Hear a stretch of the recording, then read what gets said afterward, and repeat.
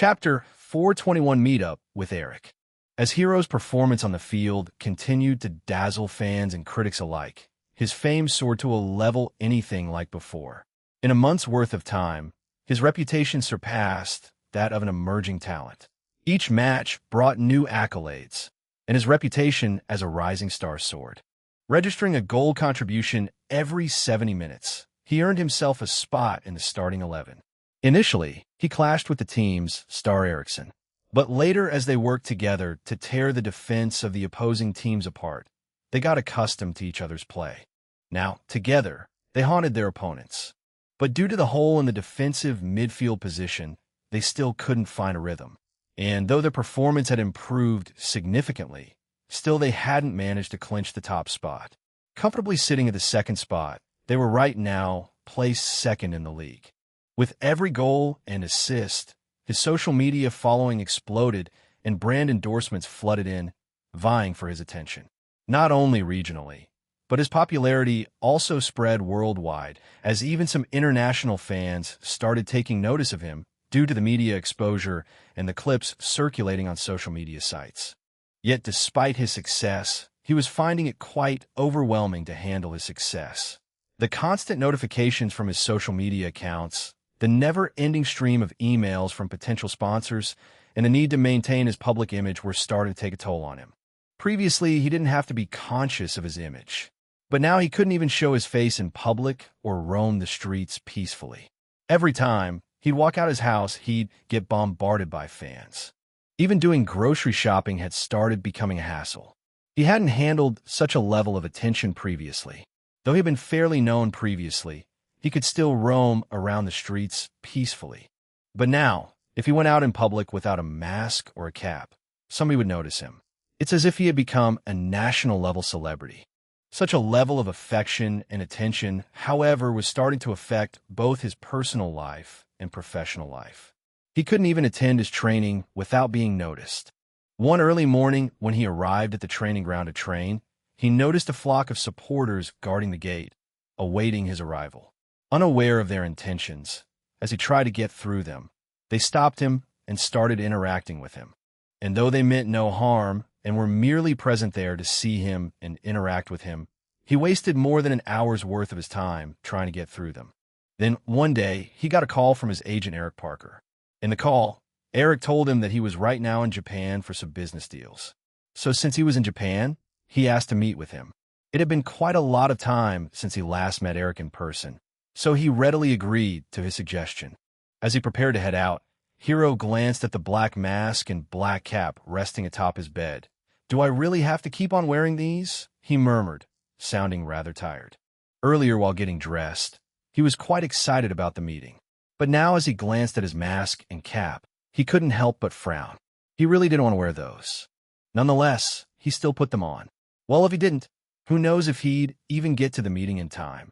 And he didn't want to mess up, so for such reason, he put on his mask and his cap against his will. Since they had a match the other day, the coach had given them a day off today.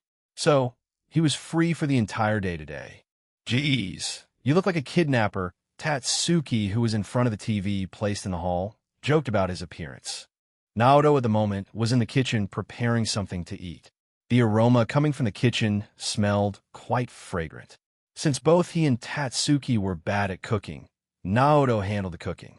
And for some reason, Naoto was quite skilled at cooking. Not only were his goalkeeping skills top-notch, but his cooking skills were even better. Was it because he was good with his hands that he naturally was good at cooking too? Neither he nor Tatsuki could figure it out. But one thing both of them agreed on unilaterally was the fact that after retiring, Naoto would go on to open his own restaurant. Both of them could vividly visualize it as well. The fragrant aroma of herbs and salmon blended together, creating a mouth-watering sensation. And since he hadn't had anything to eat, Hiro started to salivate upon smelling it. The aroma intensified his hunger as his stomach started making growling noises. Growl! If not for the sound of the television, Tatsuki would have immediately found out. "Well, I'm on my way to kidnap your golden boot," he replied sarcastically. His response triggered Tatsuki, which made him jump out of his seat. His mouth opened and closed repeatedly as he looked at Hiro with eyes full of agitation. It appeared as if he was trying to say something, but couldn't find the right words to say it. Just at this moment, Naoto walked in, and he immediately caught the whiff of the thing that had taken place here at the moment. He could tell that it was Tatsuki who had started the fight, and Hiro would have replied something that caused him to get agitated. Naoto sighed as he ignored Tatsuki and looked at Hiro. "You're meeting Parker-san today, right?" Hiro had already informed them about his meeting with Eric. After all, both of them took care of him as if he were their own little brother. So, it wouldn't be fair to hide such stuff from them now, would it? Hiro gently nodded his head as he answered, "Yeah." Naoto's eyes flashed with concern as he asked, "Will you be all right? If you want, we could come with you." Naoto was genuinely worried about him, and he could feel it too. But troubling them for his matter would be really selfish of him. So, he politely declined his offer. "No, it's all right. Eric said that he'll be sending a driver over, so I'll be fine. But thank you for your concern." After hearing Hiro's response, Naoto felt a little relieved. He was aware of the troubles Hiro had been suffering due to his increased fame. Chapter 422, Personal Manager. After about a 25-minute ride, Hiro arrived at his destination. It was a traditional restaurant known for its exclusivity, a place often reserved for the society's elite. The restaurant, with its serene garden entrance, paper lanterns, and tatami rooms, provided a peaceful respite from the chaos of the outside world. And it was also located quite far away from the city. Upon his arrival, he was warmly greeted by a few of the standing staff members of the restaurant who were dressed beautifully in traditional Japanese attire. He politely returned the greeting as he bowed his head. "This way, sir," one of the staff members said, her tone sweet and melodious. It was as if they were awaiting his arrival. Their hospitality, combined with the peaceful ambience, helped him to feel at ease. It was the most peaceful he had felt in a long time. As he entered, he was assaulted with the scent of freshly brewed tea and the soft sounds of a koto playing in the background. The ambience inside the place was rather tranquil. Then the lady showed him to the private room that Eric had reserved. The room in itself wasn't anything extravagant, but somehow it felt like entering a different dimension when he walked through the door. The sunlight entering from the window, the scenic garden outside, everything felt so soothing that he just couldn't help but admire the understated elegance of this place. "Mr. Eric will arrive soon. Until then, please take a seat," the lady said as she showed him to the table. Nodding his head, he followed her. Then he sat with his legs crossed. There were no chairs in this room, but only a tea table and some cushions. Then as he got seated, the lady left. She again entered the room holding a teapot and a cup. Then she brewed him some tea to enjoy until the arrival of Eric. Taking the cup from her, he took a sip. It was rather hot, but refreshing. Just from a sip alone, he felt as if his mind was melting. While enjoying his tea, he then awaited Eric's arrival. Shortly after Eric arrived, wearing a familiar smile on his face. "Hiro, it's been too long," he greeted warmly, extending his hand. "It has, Eric," Hiro replied, shaking his hand firmly. "This place is amazing. I thought you'd appreciate the peace and quiet," Eric said, settling down on the cushion opposite Hiro. "And I wanted to discuss something important in a relaxed setting." Then, as the two of them settled down, the waiter served both of them some green tea before taking their orders. Since Hiro hadn't been to such an extravagant place before, it only felt right to him that it'd be better for Eric to handle the ordering. After a little thought, Eric placed his order. Getting their order, the waiter turned to leave, and the two of them continued to converse, catching up on old times and reminiscing about past games, performances, and achievements. While they continued to talk, the waiter entered the room with a handful of delicate plates of sushi. Since they were in Japan, and also in a traditional authentic Japanese restaurant, Eric felt it'd only do the place justice if they were to order some sushi. So with such thoughts in mind, he had ordered sushi. And just from the looks of it, Hiro could tell that it was damn expensive. Having nothing to eat, he could eat a boar right now. Though he maintained his composure from the outside, he was salivating from the inside. Upon seeing the nicely plated sushi in front of him, he swallowed secretively. "Then shall we proceed? You must be hungry, right?" Eric asked. Hiro nodded his head. This was the moment he had been waiting for long. So, how could he refuse the offer? Then the two of them started eating. Eric ate rather elegantly, while Hiro, despite his attempt on trying to hold him, wolfed down as if he was starving for 3 nights. Eric, however, didn't mind his gesture as he found it quite interesting. To Eric, it seemed as if apart from his appearance, his eating habit was the only other childlike thing Hiro possessed. Watching him chow down the dishes, it really felt as if he was in the presence of a kid and not somebody mature. After all, the way Hiro talked and orchestrated himself defied his age. So while talking to him, he couldn't help but shake this feeling that he was lying about his age. While they ate, they continued to exchange their pleasantries, trying to know more about each other's situation. Eric had gone up to be one of the top agents in Europe, and he had been constantly trying to contact the top clubs in Europe to get him signed. Even though despite his reputation, he hadn't had any real-time success until now, he was still trying his best to get him signed. Also, he got to know from Eric that Matteo had been signed by Girona for his excellent performance in the World Cup. Having insider news, Eric shared that it wasn't just Girona who were after him, but top clubs like Barcelona, AC Milan, Benfica, and even Manchester City were interested in him.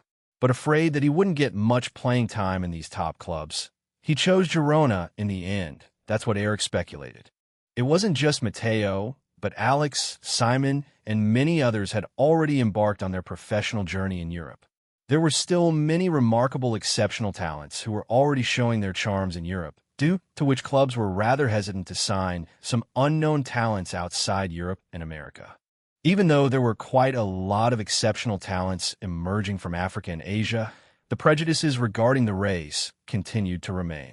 I'll try my best from my side, but you need to show your qualities on your part as well, Hiro, Eric said as he tried to encourage Hiro.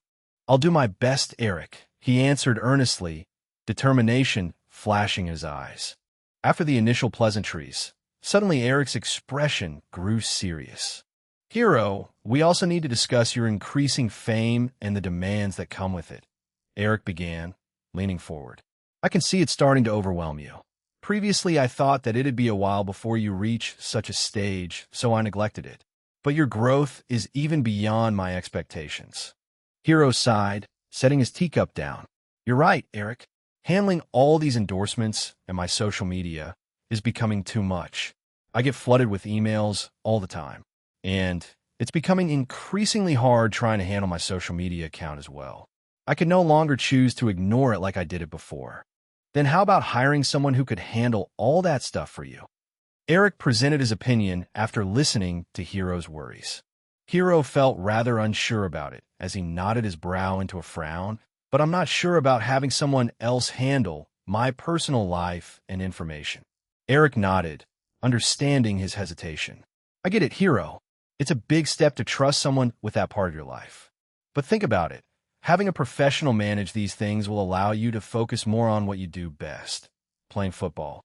They can filter out the noise, handle the logistics, and ensure that your public image remains intact. Almost all of the professional players do it, he added. Hiro started pondering over Eric's words. The logic was clear to him, but it still bugged him to have someone handle his personal information. It's not just about trust. It's also about privacy. My personal life is personal. What if they misuse his information? Having someone manage his personal information meant that he'd be at risk of getting his identity misused. So, he was rather hesitant about the idea of letting someone else handle his personal information. Catching on the whiff of his hesitation, Eric smiled gently as he tried to assure Hiro, of course, and that's why I'm suggesting someone who's not only skilled but also trustworthy. Since it's a person who has managed to gain Eric's trust, it wouldn't do him any harm to hear about the person now, would it? With such thoughts in mind, he meekly asked about the person. Let's hear about them first. There's a young woman, a recent college graduate, who has excellent reviews. Her name is Ayumi Tanaka. She's 21, lives here in Japan, and she's very professional and she's skilled as well. Plus, she's got the right balance of energy and expertise to handle the demands of your career. Still, even after hearing Eric's praises of her, Hiro hesitated about the idea of having a stranger manage his affairs. However, a part of him seemed interested as well, so he asked, "Tell me more about her."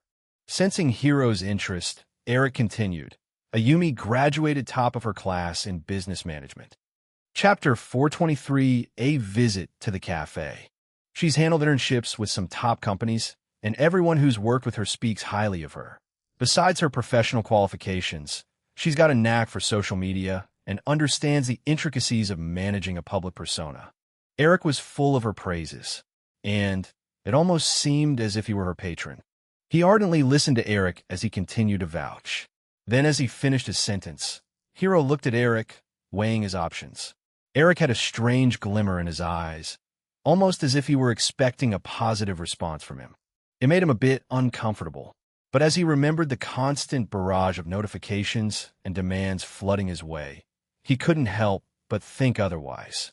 After all, the thought of having someone skilled to handle these hassling aspects of his life was rather tempting. "Do you really think she's a right fit for me?" he asked concernedly. Eric nodded confidently as he answered, "Absolutely. I wouldn't have suggested her if I didn't think so. I've seen her work and believe she can make your life much easier. Give her a chance. If it doesn't work out, we can always reconsider." It was exactly as he said. If it doesn't work out, what's the worst that could happen to him? As he heard him, Hiro thought for a while. Seeing Hiro lost in his thoughts, Eric, too, remained silent as he awaited his decision. And, while he took his time to think, it got eerily silent around them. Then, after a long pause, Hiro let out a sigh, feeling the weight of his decision. "All right, Eric, let's meet her. But I want to be clear about boundaries and privacy." Though he was willing to let her handle his personal information, he didn't want her to strictly control his schedules for him. As Eric heard Hiro's response, his eyes glistened with joy. He was both relieved and excited to hear his decision. He knew that it would be beneficial to him. "Of course, Hiro," Eric agreed, his tone laced with excitement. "I'll arrange a meeting with her. You'll see, this could be a game-changer for you." Though he had already made his decision, he still wasn't sure if it'd bring him some positive results or negative. But still, since it's a professional who's handling it, he was assured that it'd reduce the pressure on him by a lot. Since they're trained in such kinds of stuff, obviously they'd deal with it better than him. For now, he could relax and enjoy his time. After all, not every day would he be able to taste such delicious delicacies now, would he? And also, not every day would he be able to relax like the present moment. So, he needed to savor this moment as much as he could so that he could recharge his mind and soul. Enjoying the scenic garden view, the melodious chime of music in the background, and some other delicacies that the restaurant had to offer, Hiro spent his time wisely. The next day, Eric once again set up a meeting at another exclusive venue, a quiet cafe with an elegant and minimalist design. There wasn't any game today as well, but he still had to show up for the training. Since he hadn't missed even a single training session since the beginning of his professional career, he could have asked for a leave. But despite having the privilege to apply for a leave, he finished his training before heading to the meeting location. Arriving early, he stood in front of the cafe, scanning for the person who matched Eric's description. The cafe wasn't crowded, and everyone seemed engrossed in their own world. For today's occasion, since he was going to meet a new person, he had chosen to dress in formal attire to leave a good impression on the person he was scheduled to meet. It wasn't Eric, but the person whom Eric had mentioned previously. He continued to search for a while through the window panel, but he couldn't locate anybody who matched Eric's description. So, he retracted his gaze as he ended his search. Then he looked at his reflection in the mirror. He was dressed in a white linen shirt and a formal black pant. Due to the rush, his shirt had come untucked. So he tucked it again, smoothened it a bit, and fixed his collar before heading inside. As he stepped inside the cafe, the aroma of freshly brewed coffee filled his senses. The cafe was brightly lit and had a rather warm glow to it. For a while, he stood at the entrance, appreciating the elegance of this place. Only after one of the staff members approached him did he come back to his senses. "Whoa, you're Takahashi Hiro, right?" she exclaimed, her eyes wide with excitement. Though he had left his cap back home, he still had his mask on, so it should be still quite difficult to notice him.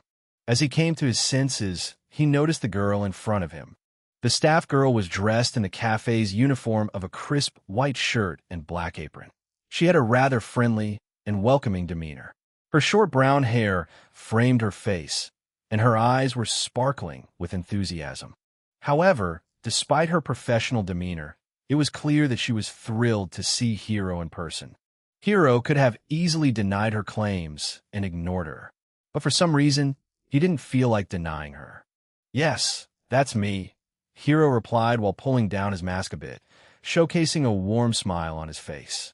As he lifted down his mask, her eyes sparkled with excitement. "I can't believe you're here," she said, her voice filled with genuine excitement. "I'd love to ask for an autograph or a photo, but I'm on duty and I don't want to get in trouble." Though she appeared to be excited, she was well aware of her boundaries. She knew that it had caused trouble if she were to ask him to do something. He was their customer at the moment, and it was their duty to serve him to the best of their abilities. Chapter 424, A Wish of a Fan. Hiro could vividly feel her genuine intentions.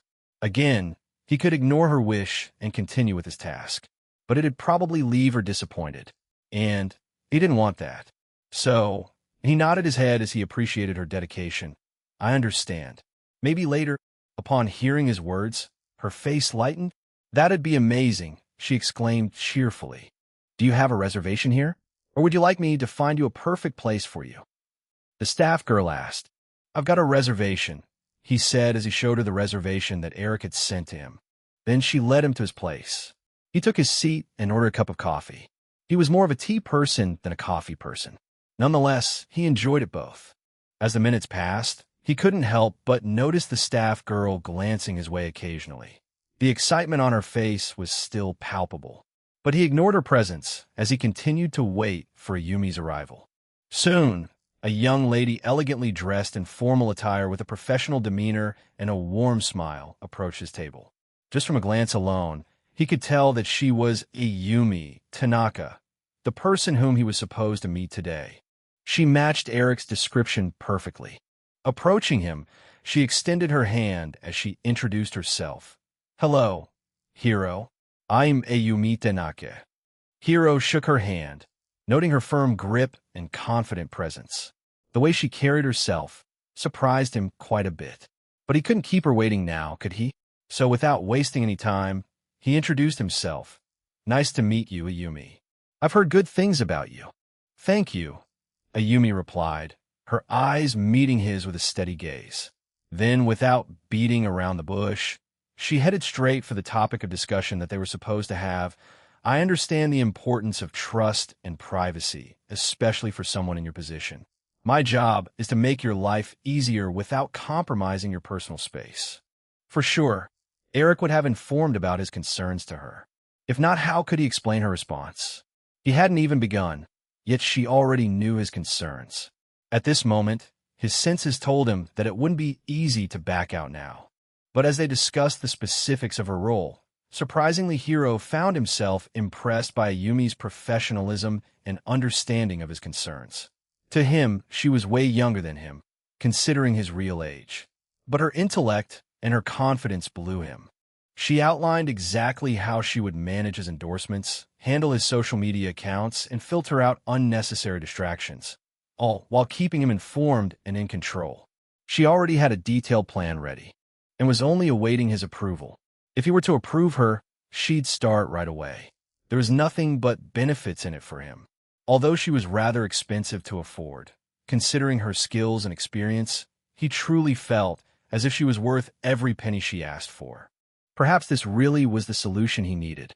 By the end of the meeting, Hiro felt a sense of relief as he heard her. "All right, Ayumi," he said with a small smile. "Let's give this a try." After hearing so much, there really wasn't much room for him to waste his time deciding. So, he immediately came to a decision. Her eyes flashed with determination as she nodded. "I won't let you down, Hiro. Glad to have you on board." Hiro extended his hand, wearing an amicable smile on his face. Ayumi shook his hand as the two of them came to a verbal agreement. Now all that was left was to sign the contract to fully finalize the deal. After the conclusion of the deal, they exchanged some pleasantries as they tried to learn more about each other. For Ayumi, Hiro was a precious client, so she had to learn more about him in order to do a better job. While for Hiro, she was somebody who could tone down the hassles in his life. So, it was equally important for him to get to know more about her. After all, she'd be handling most of his personal information from now on. And as the meeting concluded, both of them turned to leave. "Then I'll email you the details of the contract," Ayumi said as she rose from her seat. The bill had been already taken care of by Eric, so none of them were required to pay. Well, they hadn't had much to eat, so even if that were not the case, it wouldn't have been a problem for either of them to take care of the bill. Then after the meeting concluded, Hiro put on his mask and made his way back to the entrance, where the staff girl from before was still working diligently. Seeing her, he remembered about the earlier request. So, he approached her with an amicable smile on his face. "Hey, I have some time now. Would you like that photo?" As she heard him, her face lit up. "Really? Thank you so much." The two of them took a quick photo together, and Hiro even signed an autograph for her as well. This humble gesture of Hiro, she couldn't forget for the rest of her life. She was over the moon as she repeatedly thanked Hiro. Appreciating her gratitude, he left the cafe in a hurry before anybody else would take notice of him. He was really satisfied today. Despite the overwhelming demands of his rising fame, he still couldn't deny that moments like this were really amazing to experience at times. Later that evening, she posted the picture on her social media, proudly showing it off to her friends and followers. "Guess who I met today? The one and only Takahashi Hiro. He was so nice and even took a picture with me. Dream come true, Hiro Takahashi." That shared post of her received tons of attention as she was bombarded with likes and comments. Many who were present in the cafe at that time expressed their grief for not being able to meet him in the comments as well. Chapter 425 Face Off. The locker room of Kawasaki was charged with palpable tension at the moment as players prepared themselves for the match against the league leader, Kobe. Most of them had already got dressed and were waiting for their coach's final words, while some appeared to be in some kind of slump. Currently, there were two kinds of people present in the locker room. One who was excited about the match and the other who was anxious about the match. Yet still, it was rather quiet here at the moment. Already accustomed to the ways of his teammates, the quietness in the locker room before the start of an important match wasn't a new thing for Hiro. Often, they preferred to remain silent to prepare mentally against what was about to come. "You nervous, kid?" Asahi tried to initiate a conversation with him.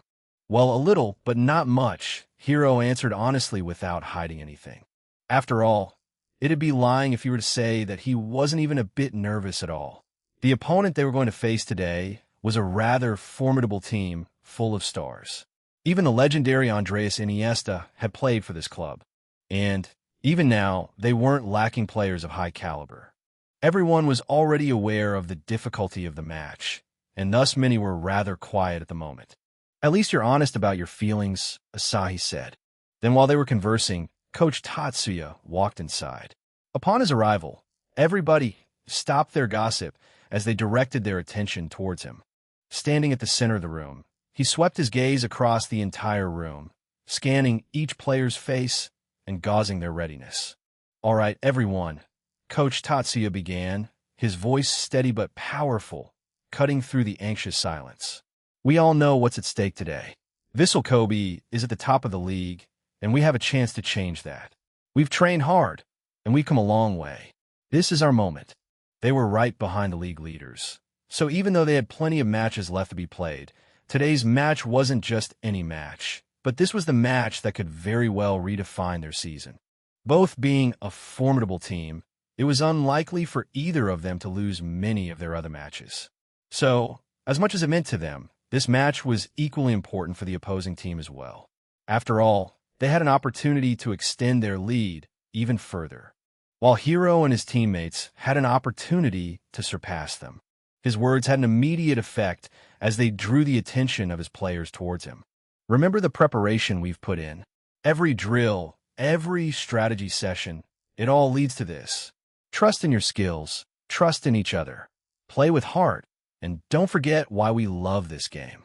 They had been preparing intensely for this match for a while by now, analyzing their play, creating strategies to nullify their play, and going through a rigorous training regime. They had been training intensely for the past few weeks for this match. And Tatsuya's words exactly reflected the amount of effort they had put in. Tatsuya then paused for a while to let his words sink in. This match means everything. It's not just about the points. It's about pride. It's about proving ourselves. You have the talent. You have the drive. And now, you have the opportunity. Let's seize it. As he said, a murmur of agreement rippled through the team. The tension began to ease and was replaced by a burgeoning sense of determination. Stay sharp, stay focused, and most importantly, enjoy the game. Let's go out there and show them what we're made of. Tatsuya finished, clapping his hands together. Just as he finished his words, the team roared in unison, and suddenly it got extremely noisy. A sharp contrast to the previous atmosphere at the locker room. Right now, it was bustling with energy and passion. Then they all exited the locker room. Their morale was at an all-time high, and so were their spirits. It was almost as if they weren't worried about the match at all. And as they approached the tunnel, Hiro could audibly feel the noise from the stadium growing louder with each step. The closer he got to the exit of the tunnel, the more the noise grew on him.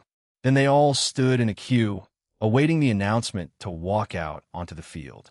Many of his teammates, mostly the experienced ones who had been playing for quite a while by now, started exchanging friendly greetings with the opposing players. But he preferred to remain silent and hidden. There were familiar players on the opposing team. Yet, he intentionally chose to ignore them as he tried to hide his presence. They were familiar, but they weren't close to him, or so he felt. That's why he wasn't willing to be involved with them. But despite his best efforts to remain undercover, he still got found out by the curious gaze of Tamanaga Nejichi. Well, if it isn't Takahashi Hiro, Nejichi said, a smirk playing on his lips. Ready to lose today? Hearing his voice, Hiro turned to look at him, but he appeared quite confident and as arrogant as usual. Nothing much had changed, except the fact that they were no longer wearing the same jersey. Previously, they had shared the field while playing for the national team. But now both of them were dressed in different jerseys, queued in different queues. Since he was already found out, Hiro had no reason to remain hidden anymore. So he looked Nejichi in the eye. For sure, he could tell that he wasn't here to greet him or had any good intentions. The tone of his voice and that smirk on his face were proof of his bad intentions. But he didn't feel bothered in the slightest. After all, he was well aware of his attitude problems. So instead of getting annoyed, Hiro smiled. With a calm, unruffled expression, he responded, "Good to see you too, Nejichi. We'll see who loses today." Chapter 426, Kawasaki vs. Kobe. Upon hearing Hiro's response, Nejichi's smirk faltered slightly. Annoyance flickered in his eyes as he said, "You've got a lot of nerve, Hiro. Don't think your luck will hold out." The smile on Hiro's face widened. He could vividly see the effect of his words, and he felt quite amused upon seeing Nejichi's reactions. So, he decided to continue. "Luck? It's not about luck, Nejichi. It's about skill and passion. And if only you'd have shown a bit of that skill before. Who knows, we might have won a World Cup by now. But don't let it bother you. Those are stuff from the past. Let's see which team has more of that today." Nejichi's mouth repeatedly opened and closed as if he was trying to say something but couldn't come up with anything. And before he could respond, the announcement echoed. So both teams started moving. The exchange left Nejichi visibly irritated, but Hiro remained as composed as before. Even so, as they moved out, he kept staring at him with bloodshot eyes. He appeared quite pissed and seemed as if he'd take out his frustration in the field. Hiro, however, wasn't bothered by his glares at the slightest as he moved while turning a blind eye to his glares. The tension between them was palpable, and the player close to them could vividly feel it. Yet, none decided to meddle as they kept their distance from the two of them. However, Nejichi's state made some of his teammates a bit worried. After all, often emotions are a weakness for a player. It could meddle with their rationality, leading them to make bad decisions. Then, as Hiro emerged from the tunnel, the roar of the stadium hit him like a wave, its intensity almost knocking the breath out of him. The sheer volume of the crowd was overwhelming. A cacophony of cheers, chants, and the sounds of drums was echoing through the air, making the stadium extremely lively. Every seat was filled, and the stadium was a sea of colors. Banners billowed freely as they fluttered with the fervor of the supporters. His heart pounded as he moved forward. Yet still he maintained his cool. On one side, his team supporters were in full voice, their chants rhythmic and unified. He could even hear his name being called out. Along with the chants, he could vividly feel the weight of expectation placed on him as well. They were expecting him to perform his magic on the field. Lately, due to his marvelous performance on the field, he has gained some nicknames such as Magician, Genius, Little Monster, Goal Machine, and many more. On the other side, Vissel Kobe's fans were just as passionate. Their chants were equally loud, creating a fierce symphony of rivalry. This match meant a lot for both the supporters, so it was only natural for them to act in such a way. The tension between the two sets of supporters was almost tangible. The commentators' voices cut through the noise, adding to the electric atmosphere. "And here come the players," one commentator announced. "Today's match is quite an exciting one. It's a match between two Goliaths, and also a match between two prodigies." From Kobe's side, Tominaga had already proven his worth. And from Kawasaki's side, Takahashi Hiro, the young prodigy who's been lighting up the league with his performances, has already shown us his qualities as well. But the question remains, can he deliver today against the league leaders? Indeed, he has already proven his worth, and there's no questioning about his abilities. But Vissel Kobe won't make it easy, another commentator added. Their defense is rock solid, but Hiro has a knack for finding the back of the net. This is set to be a thrilling encounter. Hiro could feel the weight of their words, the expectations placed upon him. But instead of feeling pressured, he felt a surge of confidence. He was ready. In the stands, fans held up their phones, capturing the moment. Social media was buzzing with live updates and photos. One young fan, barely able to see over the heads in front of him, stood on tiptoe, trying his hardest to get a clear view of the field. His eyes were wide with excitement as he watched his hero step onto the pitch. "Look, Mom, it's Hiro," he shouted, his voice filled with pure joy. Another group of fans unfurled a massive banner that read, "We believe in you, Hiro." It was a testament to the impact he had made in such a short time, a visual representation of the faith the fans had in him. The atmosphere of the stadium was quite electric. Then, as they all held their respective position on the field, the referee glanced at his watch, preparing to start the match. At this moment, Hiro swept his gaze across the field, noting the position of the opposing players. It was exactly as they had visualized. There wasn't much change to it.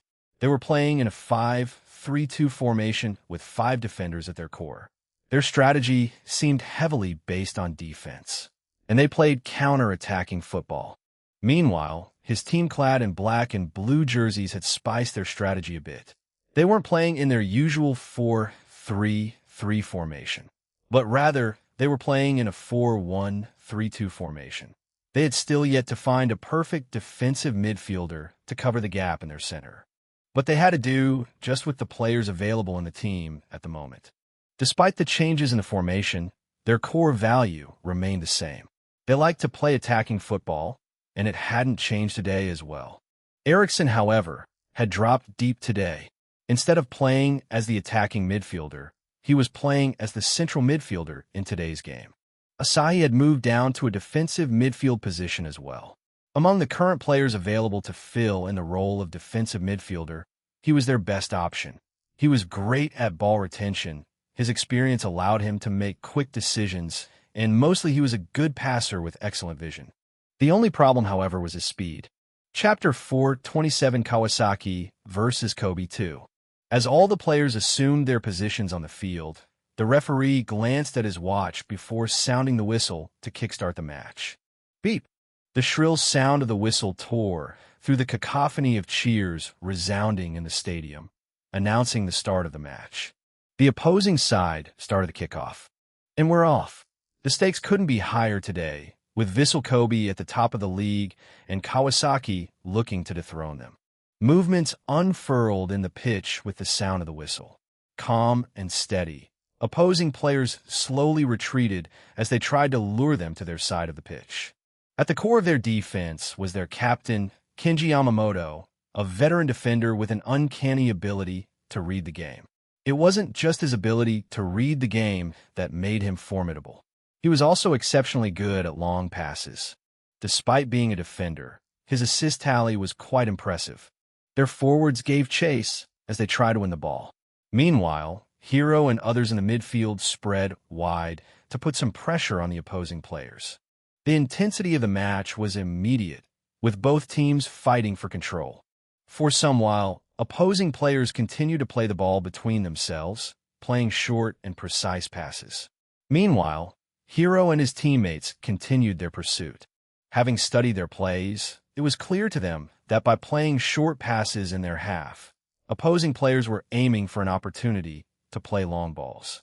That's why Tamanaga and one other attacking player of the opposing team, named Ryuji Nakamura, hadn't dropped down despite the pressure on their team. On the sidelines, Coach Tatsuya was watching the match intently, with his eyes rolling all over the field, trying to locate flaws and openings. Though he was a man of few words, when he was on the pitch, he was an entirely different person. Barking instructions, he was trying his hardest to encourage his players. Just like most of his players, he was aware of the importance of this match. And even though he hadn't been pressured by the higher-ups of the club, he was well aware of the weight of expectations placed upon him. Coach Tatsuya looks animated on the sidelines, barking instructions. He knows how crucial this game is, one of the commentators said. Anxiously, Tatsuya glanced at one of the VIP boxes. There, the club president and some of the higher-ups in the club were watching the match with great concern on their faces. President of Kawasaki Frontale, Mr. Nakamura, sat with a stern expression, occasionally exchanging tense words with his colleagues. Across the stadium, Vissel Kobe's president, Mr. Suzuki, was leaning forward in his seat with his eyes fixated on the field. The president and higher-ups of both teams had come to watch this match. The gravity of the match was quite evident in their furrowed brows and tight-lipped silence. It wasn't just the president of both clubs, but many notable figures from the business and entertainment worlds had also gathered in the stadium to witness the clash. Their presence had added a touch of glamour to the match. As the first half progressed, the tension only grew. Daichi Tanaka, one of the star midfielders of the opposing side, a playmaker known for his pinpoint passes and vision, orchestrated Kobe's attacks with finesse, threading countless through balls, testing the defense of Kawasaki. Then in the 25th minute of the match, Tatsuki managed to corner Kenji. After playing ball so much in their half, it was bound to happen. As much as their playstyle allowed them to win games, it was a double-edged sword. No sane team would play such a risky game. But as there's a saying, no risk, no reward. While Tatsuki tried to win the ball, Hiro looked for possible gaps. But as he looked around him, he felt a little strange for some inexplicable reason. Daichi was running back as if he was trying to support Kenji, and so was Ryuji. But Tamanaga had other plans. Instead of retreating, he appeared as if he was preparing to advance. Sure, he too was falling back. But if looked closely, one would be able to see that he wasn't actually falling back. His movements were just too casual for someone whose team appeared to be in danger. There wasn't even a speck of worry on his face, and neither did he appear to be in a hurry. Hiro couldn't help but shake this weird feeling that was gnawing at him. But he couldn't be sure about it either. Was it Hiro couldn't help but shake this weird feeling that was gnawing at him? But he couldn't be sure about it either. Was it a hunch? Or was he just thinking too much? Then all of a sudden, Tamanaga turned his body as he swiftly got past his mark. At that moment, Hiro knew that the uneasy feeling that was gnawing at him wasn't a hunch. Just at this moment, Kenji got past Tatsuki with ease. Then, without wasting any extra movement, he fired the ball toward the opposing side. Ryuji, who had been steadily falling behind, too changed his direction as he started advancing. Daichi did the same as well, and all of a sudden, every single one of the opposing attackers charged forward. Shit, Hiro thought as he hurriedly retreated. I got careless. I should have studied Tamanaga's stat. he thought as he witnessed the acceleration of Tamanaga. He had grown quite a lot, and he was really fast. His steps were extremely nimble, almost as if he was stepping on feathers. Did he unlock new talents? He couldn't be sure. It had been quite a lot since he last observed his stats, after all, and it wasn't entirely impossible for one to attain new talents out of the blue. So, he couldn't rule out that possibility either. But at the moment, he had much greater concern than his carelessness. Tamanaga was cutting through his teammates like a hot knife placed atop butter. Slippery like an eel, his movements were flawless, while his eyes were fixated on the goal. Until this moment, he had been lying dormant. But right now, a beast had been unleashed on the field, and it was heading right their way at a threatening pace. Chapter 428, Kawasaki vs. Kobe 3. As he noticed the incoming attack, Naoto's heart raced. That incoming attack made him quite tense. The ball had been so far up the field just moments ago, and now Tamanaga Nagichi was charging straight toward him with terrifying speed. It was totally out of his expectations. His eyes became frantic as he looked at the incoming attacker and the ball. Hardly anyone on his team could stop Tamanaga from advancing. The sudden charge from the opposing side had caught him off guard, which had startled him. But he couldn't afford to be anxious. So, he tried to steady his breath as he swept his gaze in front of him. It was his responsibility to alert his teammates of possible danger. "Mark him! Don't let him through!" Naoto barked, his voice carrying over the roar of the crowd. His teammates were scrambling to fall back into position, but the threat was imminent. So, he raced his mind as he tried to assess the situation. "Hold your line. Stay tight," he yelled, his voice a mix of urgency and authority. After getting past almost the entirety of the opposing defense, Tamanaga found himself in front of Kazuki, the stalwart center back of Kawasaki. Known for his powerful tackles and calm under pressure, he was the foundation of their defense. And even he was aware that it won't be easy to get past him. Yet still, he had to at least try. He couldn't afford to waste any time. While making his run, occasionally he had been keeping tabs on the incoming ball so that he wouldn't lose track of it. But now as he found himself in front of Kazuki, it made him slightly anxious. The feeling of urgency gripped him as he turned to look at the descending ball. If not for his early start, he wouldn't even have made it this far. However, despite his impeccable timing, if he couldn't get past Kazuki, then all his efforts would come to naught. So, he tried to force his way through Kazuki. But Kazuki was as sturdy as a mountain and as tenacious as chewing gum stuck in hair. He just wouldn't let him through. From the midfield, alongside Asahi, Ayato, a really agile midfielder with quick feet, was rushing on Tamanaga. And it seemed like it'd only be a matter of seconds before he'd reach him. Naoto's voice cut through the chaos. "Watch the runners. Kazuki, don't dive in. Ayato, cover the right." At this moment, the stadium's energy was electric. Fans from both sides were on their feet. Their collective gasps and cheers were creating a thunderous backdrop to the unfolding drama on the pitch. This moment, however, was making the president of both teams quite anxious. With concern etched on their faces, they watched with bated breaths. Tamanaga couldn't delay any further, so he jumped as high as he could to reach the ball. He had to time his jump perfectly, or else he'd miss it. The stakes were high, but he had to take the risk. Due to his heavy build, Kazuki was well aware that he wouldn't be a match to Tamanaga if he were to compete for the aerial ball. So, he had to try to limit Tamanaga's jump instead for an opportunity to win the ball. But he couldn't make visible contact either, or the referee would declare a foul against him. So he had to keep physical contact at a minimum, while at the same time, he had to delay Tamanaga's jump.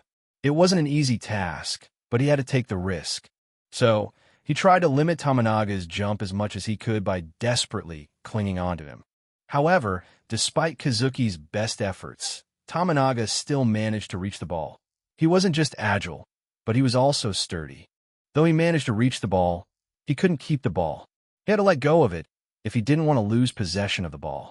So, he flicked it hard and headed it to the right. Almost nobody was present there at the moment. Or so almost everyone had the impression until they saw the emergence of Ryuji. Though not as agile as Tamanaga, he was equally impressive. And even though he had been behind until a moment ago, right now he was one-on-one with the keeper. Ryuji possessed one unique talent called Instant Burst. It was almost similar to the skill Lightning Steps Hiro possessed, except it was a talent and not a skill. But it had its flaws too. Its toll on the body was huge. If people required mana to use their abilities, then it'd be an ability that'd be heavy on mana, meaning it'd deplete the mana reserve of a person in a moment.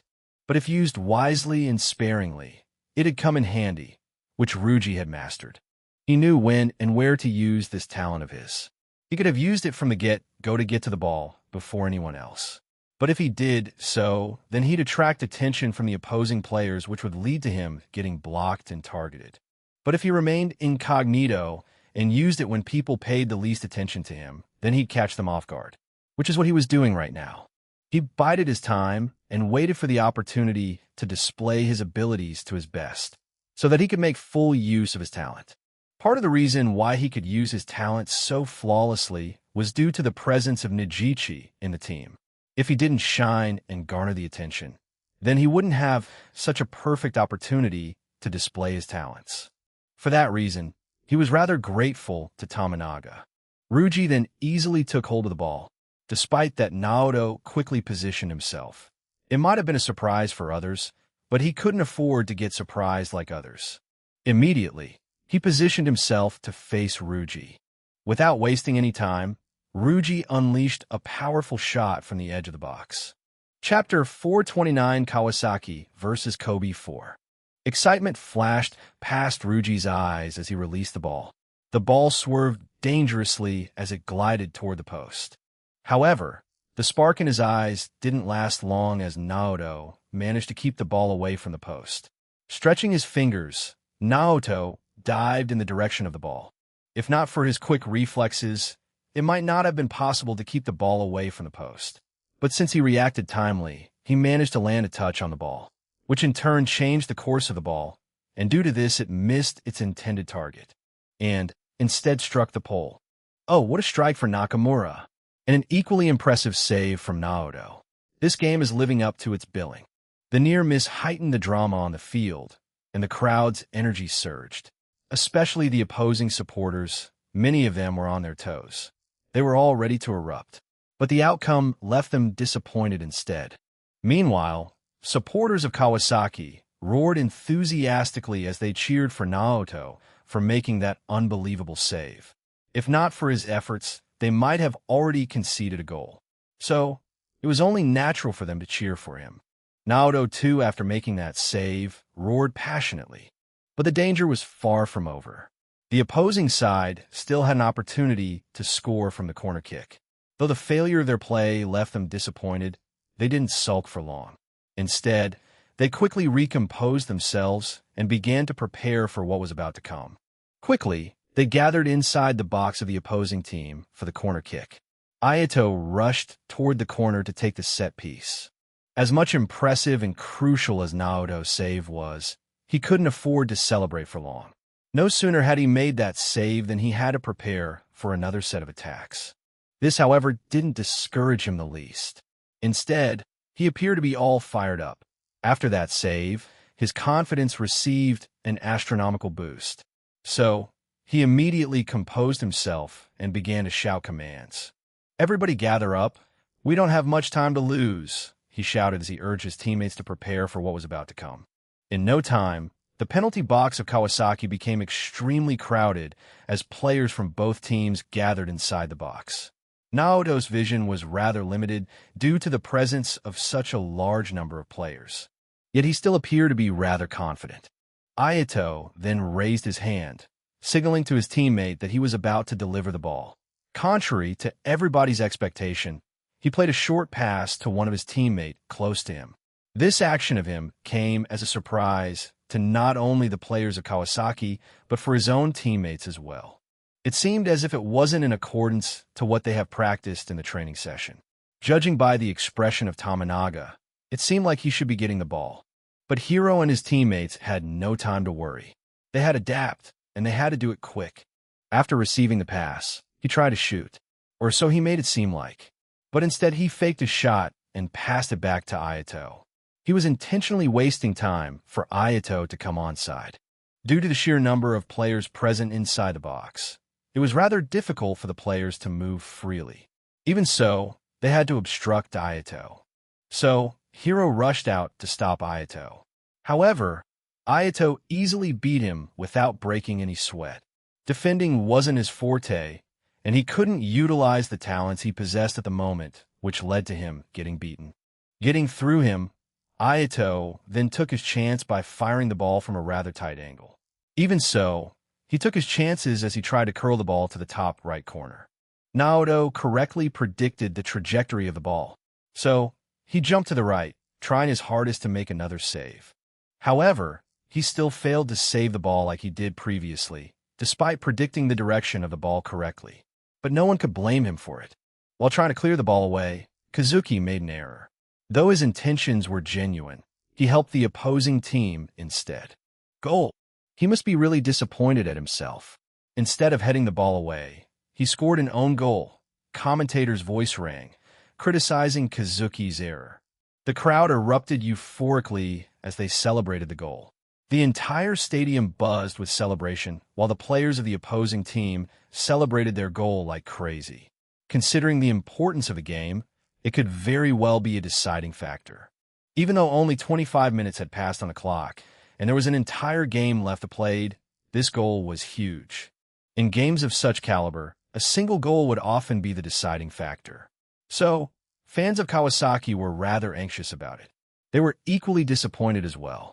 While the opposing players went on with their celebration, Kazuki covered his face. His mistake had costed his team a crucial goal. So, it was only natural for him to be disappointed. Yet still none of his teammates criticized him or blamed him. Instead, they started consoling him.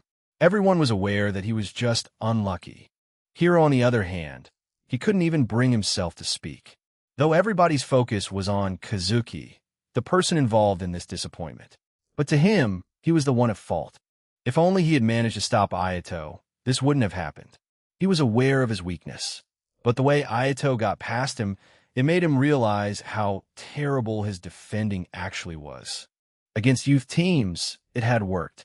But it was a different scenario when it came to professional teams. He had to improve his defending. After this encounter, he came to realize that he had to increase his defending stats too. Previously, he had been so caught up in trying to improve as an attacker that he had completely negated his defending stat. Chapter 430 Kawasaki vs. Kobe v. Conceding such a crucial goal made many of the players of Kawasaki anxious. But since they still had quite a lot of time, the damage wasn't irreparable. However, even though it wasn't irreparable, it still left a bitter taste in their mouth. Being the captain of the team, Asahi had to step up. The weight of leadership rested heavily on his shoulder, and he was well aware of it. Turning to look at the captain's armband tied around his arm, he graciously embraced his responsibility. His team needed him. "Keep your heads up," Asahi shouted, his voice cutting through the air of disappointment lingering around them. As they heard his voice, they turned to look at him. "It isn't anybody's fault. We were just unlucky. Until now, we are playing well, and we still have time to turn things around. So, everybody let's stop sulking because we got a match to win." He swept his gaze, looking everybody in the eye with eyes full of determination. At the moment, his presence was commanding while his tone was resolute. He truly appeared as someone whom the players could rely on. Witnessing such a scenario unfolding on the pitch, a smile formed on the face of Coach Tatsuya. For the situation as such, he had appointed Asahi the captain, and Asahi only continued to prove him right for his decision. Asahi then walked toward Kazuki, who appeared to be most devastated on the field, probably due to his error. Kazuki, however, started sweating profusely. Asahi's words had been nothing but reassuring and encouraging, but he still feared that he'd criticize him for his error. He wasn't young like Hiro, and he had plenty of experience too. But to make such a simple error in such a crucial match, for sure everybody would be disappointed with him. They weren't saying it, but he could feel their piercing gaze aimed at him. The situation was making him extremely tense. His heart raced as Asahi got closer. There was nothing he could do. He was utterly helpless. He couldn't even stand up for himself, since it was his fault and he knew about it. So he just braced himself as he steeled his heart to face Asahi. But Asahi's gesture left him completely bewildered. It wasn't what he was expecting. As Asahi got close to him, instead of scolding him, he gently tapped his back and said, "Let's show them what we are made of." Let alone criticize him. He didn't even mention his mistakes at all. For a while, he couldn't do anything but nod his head. So, when Asahi said those words to him, he just nodded his head without responding. It was as if he was pre-programmed to react such. Only after Asahi walked past him did he realize that it was him who was making unrealistic scenarios. Sweeping his gaze around, he noticed that none of them were targeting him or staring at him.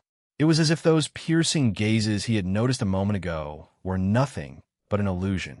Realization dawned on him as he realized that none of his teammates were blaming him, but rather it was him who was blaming himself. Everything was inside his head. Asahi is truly stepping up as captain. His leadership is exactly what Kawasaki needs right now. One of the commentators praised Asahi.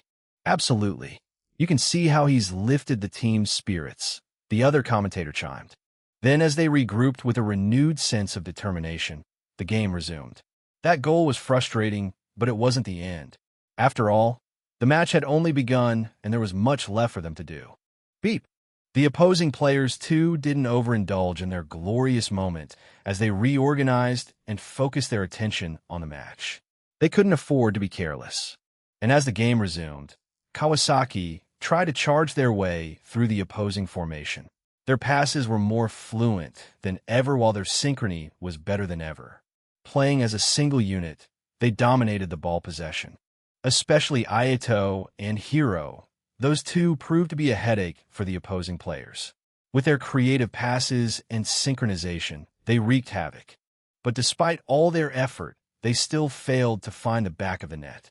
Daichi's knack for reading the game came in handy as he mobilized his teammates efficiently to neutralize the opposing attack.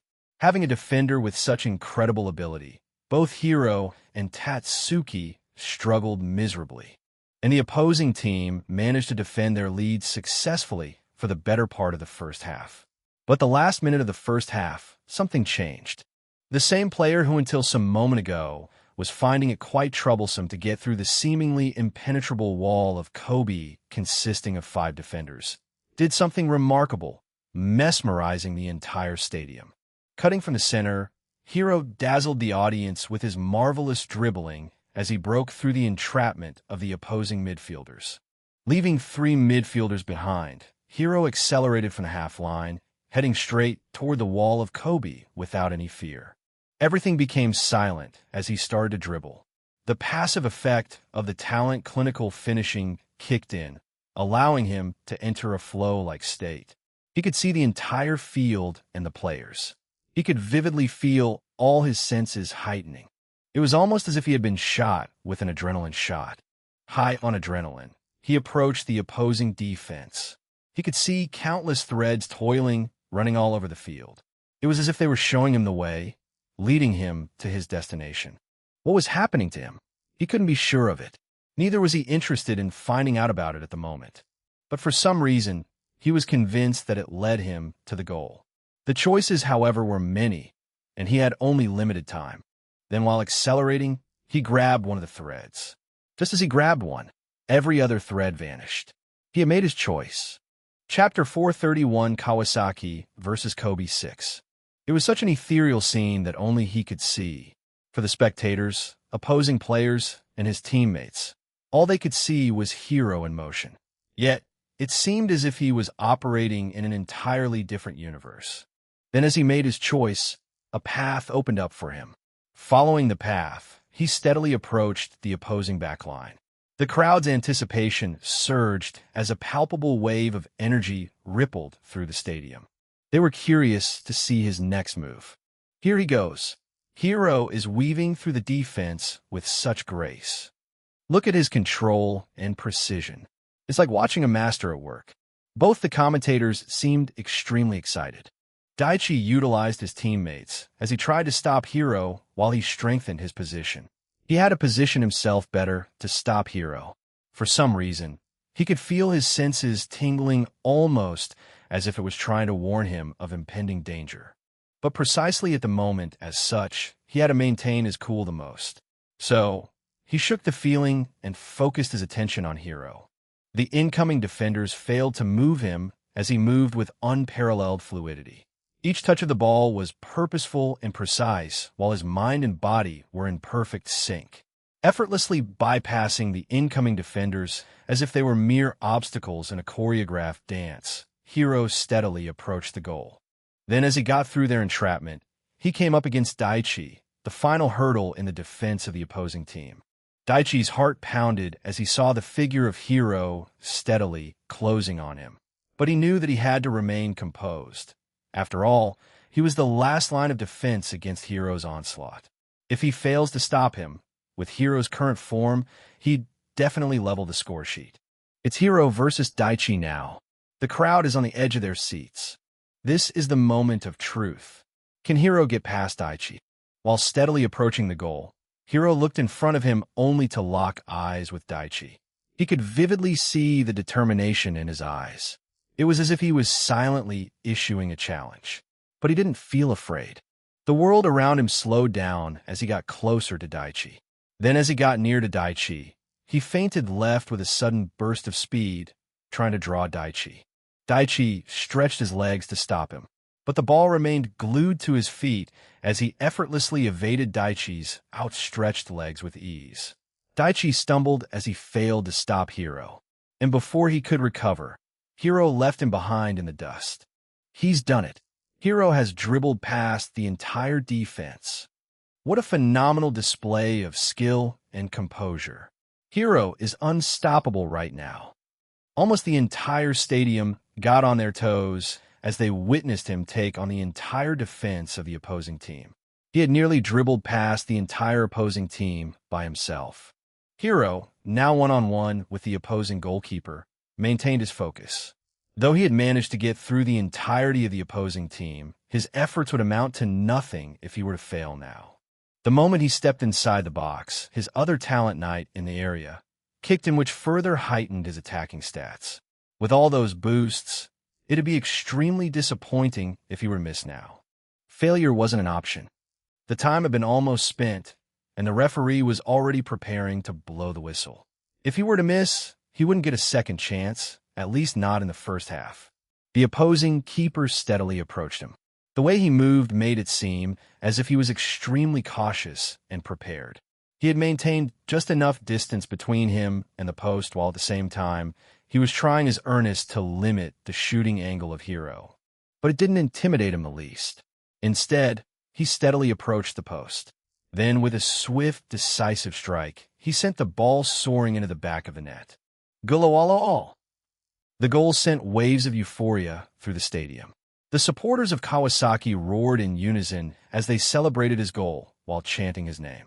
He had equalized the score in the final seconds of the first half, keeping their hopes alive.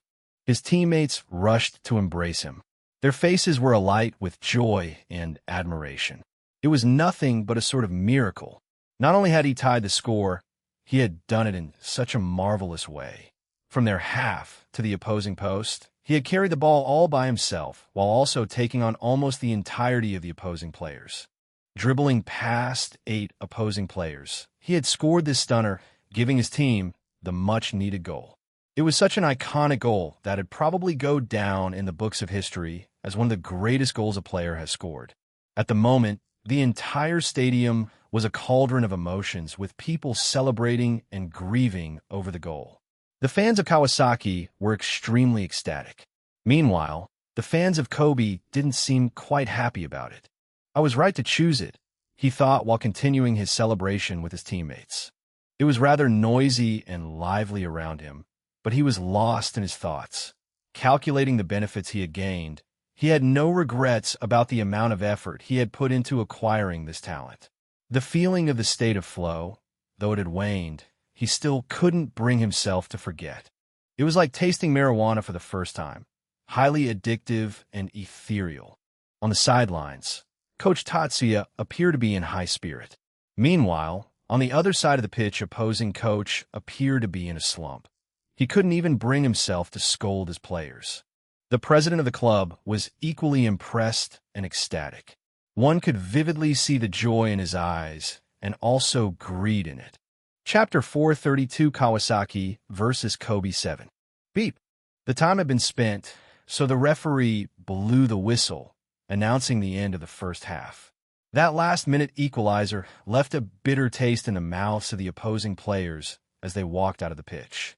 Meanwhile, Hiro and his teammates walked out of the pitch in high spirits. It was the same with the fans. Fans of the opposing team appeared rather gloomy, while the fans of Kawasaki appeared to be in a jubilant mood. The sweet taste of that last-minute equalizer was still lingering in their mouth, so why wouldn't they be in a cheerful mood? While making his way into the locker room, Hiro was met with the figure of Tominaga. It seemed as if he was waiting for his arrival to say something. "Seems like he is waiting for you," Naoto spoke as he pointed in front. "And it doesn't seem like he's here to congratulate you for your goal," Tatsuki chimed in, sounding rather sarcastic. Brows knotted into a frown, eyes filled with irritation. Tominaga appeared quite pissed. So, it was no wonder Tatsuki made those comments after seeing him. Even so, Hiro wasn't concerned. So what if he were here to cause some trouble? There will always be players who think that the world revolves around them, and there will always be players with attitude problems. And Tominaga was one such player with such problems. Though he had the skill to back his words, there was no denying the fact that he was a skilled player. However, considering the age difference, Hiro didn't think much of his shit talks. To him, it was nothing but a tantrum of a teenager. "No, you two can head ahead. I'll join you in a while," Hiro responded as he declined their offer to keep him company. Though he has declined their offer, it appeared as if Tatsuki wasn't willing to comply. He seemed like he wanted to accompany him. But before he could open his mouth, Naoto interjected him. "Then we'll see you in a while." Saying so, he pulled Tatsuki and dragged him with him. "Wait, what if he's here to cause problems? We should stay here," Tatsuki complained while he got dragged by Naoto. "He can handle it himself," Naoto responded as he continued to drag him to the locker room. All along the way, Tatsuki kept on complaining, but Naoto turned a deaf ear to his complaints. Is it only me, or does he really behave like Shun? Hiro thought, amused by the semblance. Now, then, shall we listen to what he has to say? He mumbled as he trod towards Tominaga. "Don't get cocky. It's not over yet," Tominaga said, his tone sounding rather commanding and arrogant. His words didn't surprise Hiro at all. Considering Tominaga's personality, he could tell pretty much that he was here to annoy him. After all, it'd have been a miracle had he complimented him instead. Still, since he was waiting for him, he could at least say something else, couldn't he? Like something important, perhaps? Hiro sighed as he heard him sigh. "That's all?" he asked disappointedly. If that was all he was here to say, then why even bother waiting for him? He could have said those to him on the pitch too. "What do you mean that's all? What else do you want me to say? Praise you? Never, so don't get cocky over just a single goal." Tominaga raised his voice as he answered irritatedly. At this moment, Hiro couldn't help but overlap his image to a self-obsessed kid making a fuss over having his position taken by someone else. This only made Hiro even more disappointed. He was here to face challenges, to improve himself. But instead, right now, he was facing the tantrums of a teenager. "Score one first and talk. Otherwise quit yapping," Hiro answered, his tone full of mockery. He deliberately answered in such a way. He could have chosen to ignore him and walk past him, but that'd have only lengthened the conversation with him, which he wanted to avoid the most at the moment. So, instead, he just gave him the response he was seeking to end the conversation quickly.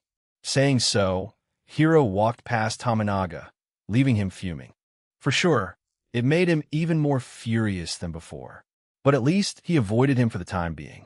Tominaga tried to provoke Hiro, but Hiro completely ignored him as he walked without looking back. That gesture, however, only added fuel to the burning flames, making Tominaga even more irritated than before. Unable to get any response from Hiro, he then stomped his way to his locker room. What is he, 8 or something? Hiro thought about Tominaga's actions as he made his way to his locker room. Then, as Hiro walked into the room, many of his teammates gave him a thumbs up as they complimented him for his play. "Here comes our star of the first half," Asahi announced just as he entered the locker room, drawing everybody's attention toward him. Just as he announced, the locker room got extremely noisy. Almost every single one of them was in complete agreement. This scene was totally normal, and Hiro was already used to it. It wasn't just him, but anyone who'd play exceptionally. The team would cheer on him to lighten the mood and also to encourage the player to continue playing as such. It was a method the players in his team used to lighten up the mood, strengthen the spirit of camaraderie, and promote healthy competition among the team. After all, everybody likes to get praised and be at the center of attention. And such actions allowed the players to get their minds off of the match for a while. Hiro graciously accepted their compliment as he took his seat. Just when he took his seat, Tatsuki said, "I thought it'd take a while." He was hinting at the earlier exchange with Tominaga. "Yeah, he was just there to talk shit," Hiro responded uninterestedly. "What's with his obsession with you?" Naoto couldn't help but feel curious.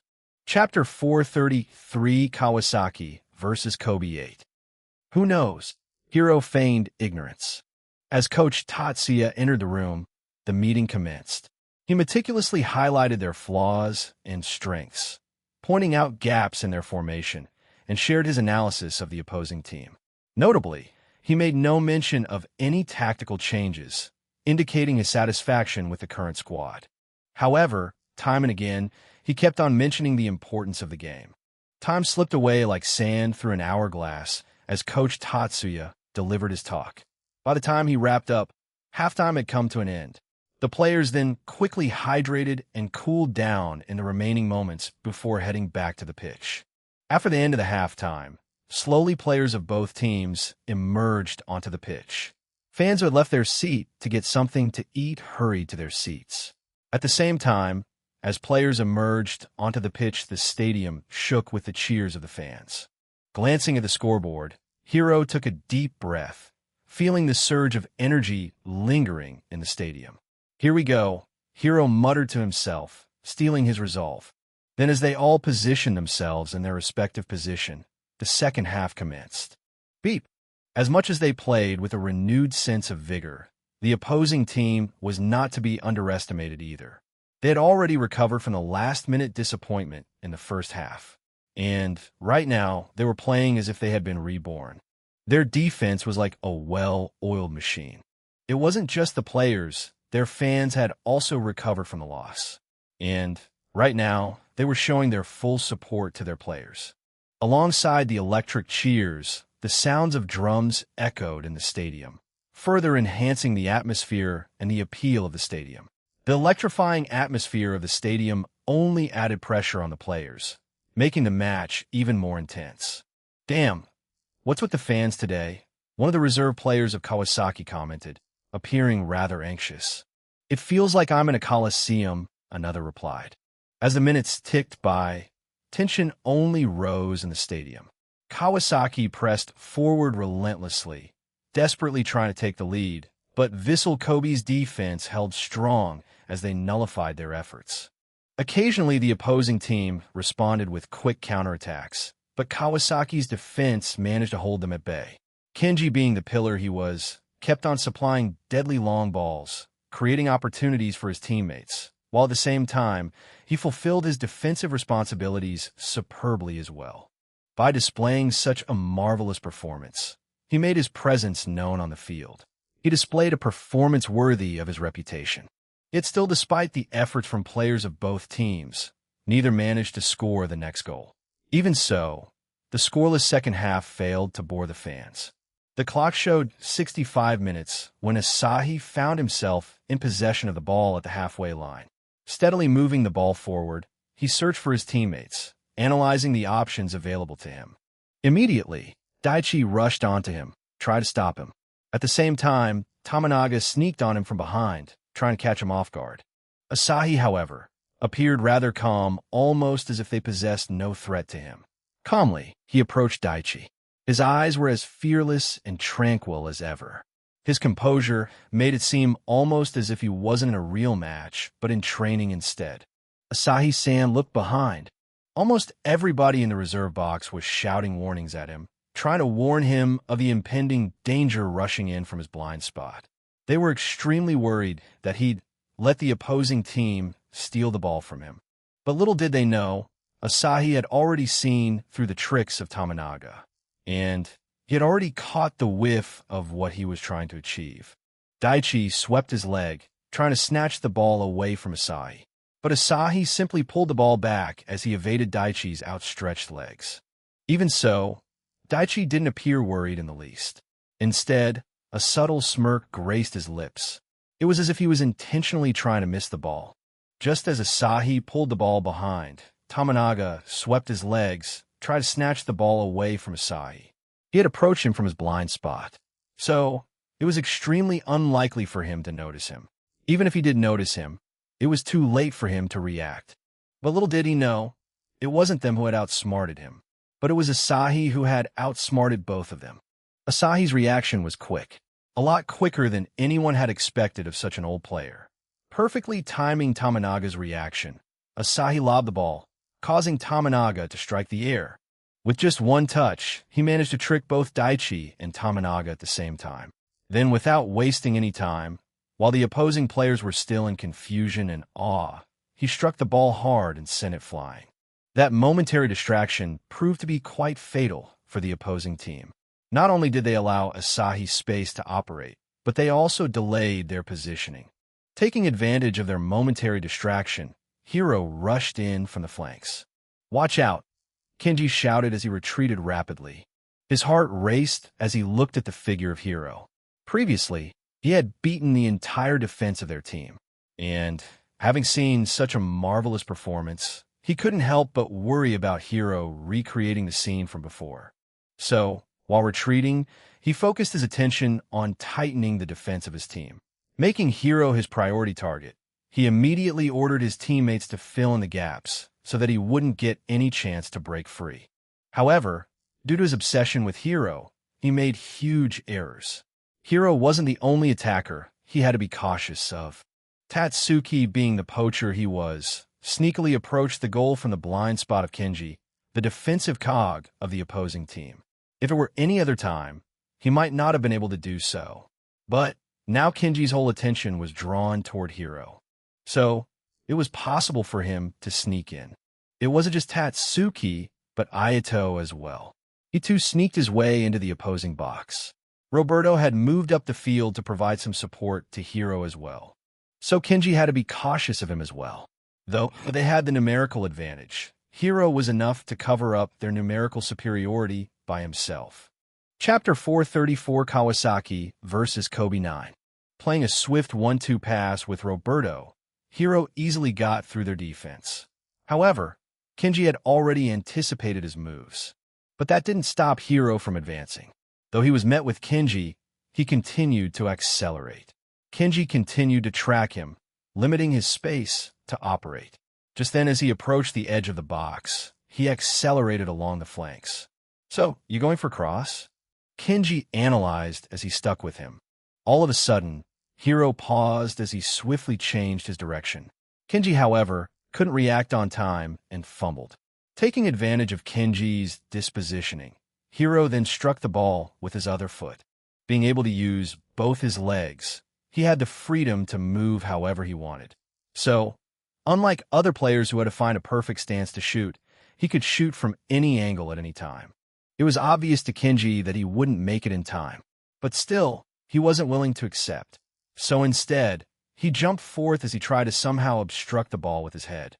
He might not be able to make it. Nonetheless, he had to try. So, he did whatever he could. Even so, despite his efforts, he still couldn't reach the ball. The ball simply glided past his head. As it glided past Kenji, it curved toward the top corner. The opposing keeper could vividly predict the trajectory of the ball, but his positioning was rather terrible. He had come out too far, and there was only so much time for him to fix his positioning. Yet still, the ball wasn't completely out of his reach. He could still make it. So, before shooting himself, he accelerated slightly to increase the power of his jump. Taking advantage of the inertia, he dived with his arms stretched. Only when he made his jump did he realize that there was something wrong with the ball. It wasn't as fast as he had previously assumed. And for a moment, it occurred to him as if it wasn't even a shot aimed at the post. It appeared more like a pass. But who could jump such high? Just then, Tatsuki came flying toward the ball. His reach was quite high, almost as if he was levitating mid-air. It was almost as if he had grown a pair of wings behind his back. Sure enough, Hiro wasn't aiming at the post. Bam! Tatsuki struck the ball hard as he headed the ball opposite to the keeper. The ball effortlessly sailed inside the post, producing a crisp, swooping sound as it touched the back of the net. Goal! At once the stadium erupted euphorically.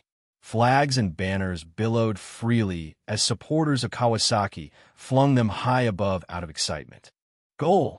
They have done it again. Hiro has done it again. What a goal! What pass! He's simply out of this world. Just how did he even see him coming? This young man is a star. Just why has the national team not called him yet? The commentators were full of praise. They were thoroughly mesmerized. So were the fans. They were extremely delighted to have Hiro in their team.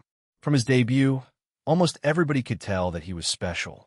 But now, upon witnessing his brilliance in such a big game, they had no doubts that he was the next big thing from Asia. Upon landing, Tatsuki pointed his finger toward Hiro, dedicating his goal to him, showing his appreciation for supplying him with such a brilliant pass. Considering Hiro's abilities, he was well aware that Hiro could have very well taken this opportunity by himself. But instead, he chose to supply him with the pass. It showed how unselfish of a player he was. So, how could anyone not like such an amazing player? The team's strength had only increased since he joined the team. The celebration raged on for a while as the players of Kawasaki celebrated the goal with their fans. Meanwhile, opposing players with their sunken heads faded into the background.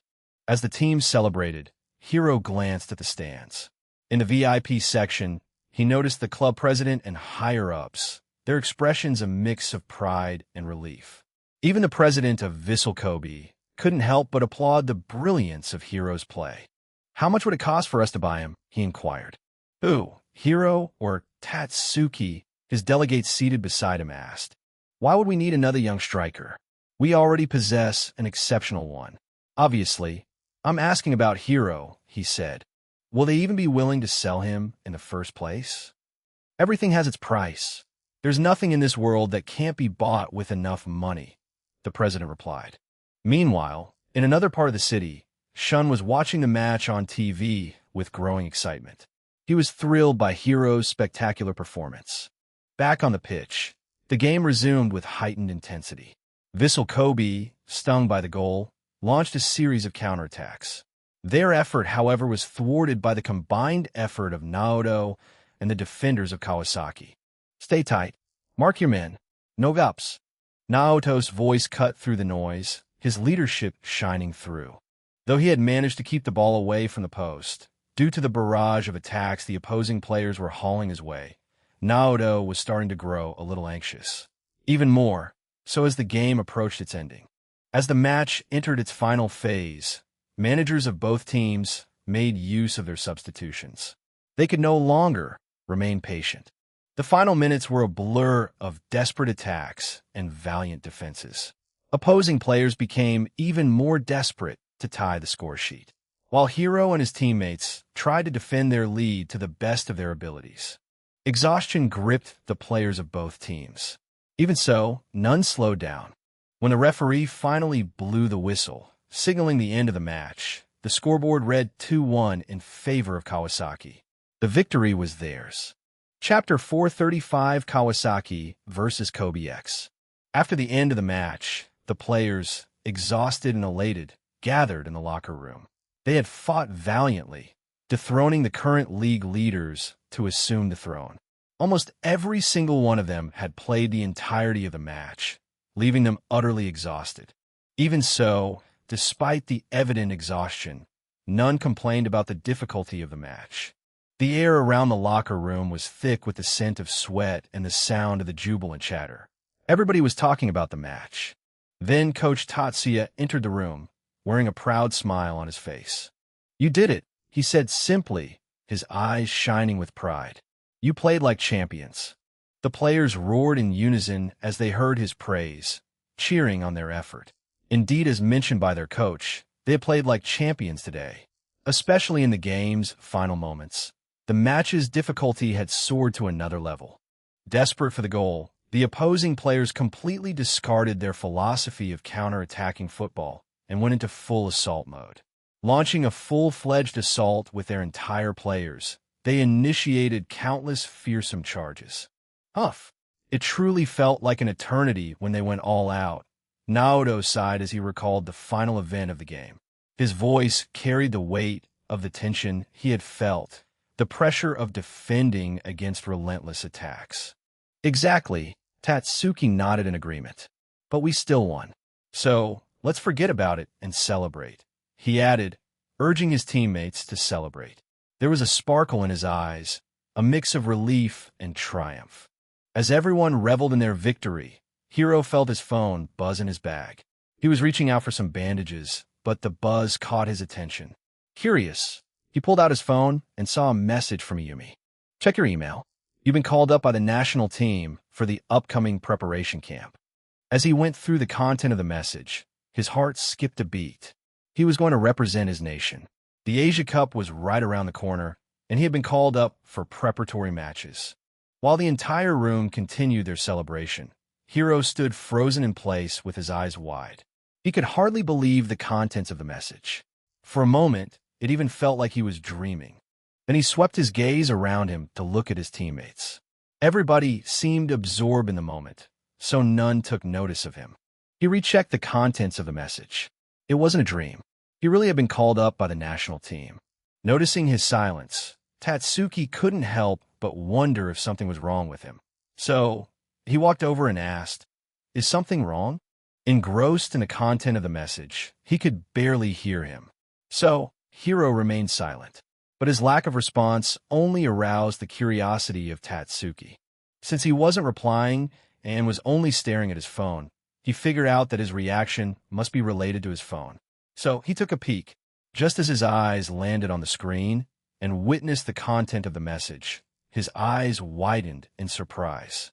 "Hiro, you've been called up to the national team," Tatsuki announced, his voice echoing through the locker room. As his loud voice resonated in the locker room, everybody fell silent for a moment before erupting into cheers and applause. Immediately, his teammates crowded around him as they began to congratulate him for making it into the national team. "Well done, Hiro. You deserve it. That's amazing news. I knew that you'd make it. Obviously, if not him, then who? They'd have to be blind if they failed to recognize his talents. This is just the beginning, Hiro," Asahi said, placing a hand on his shoulder.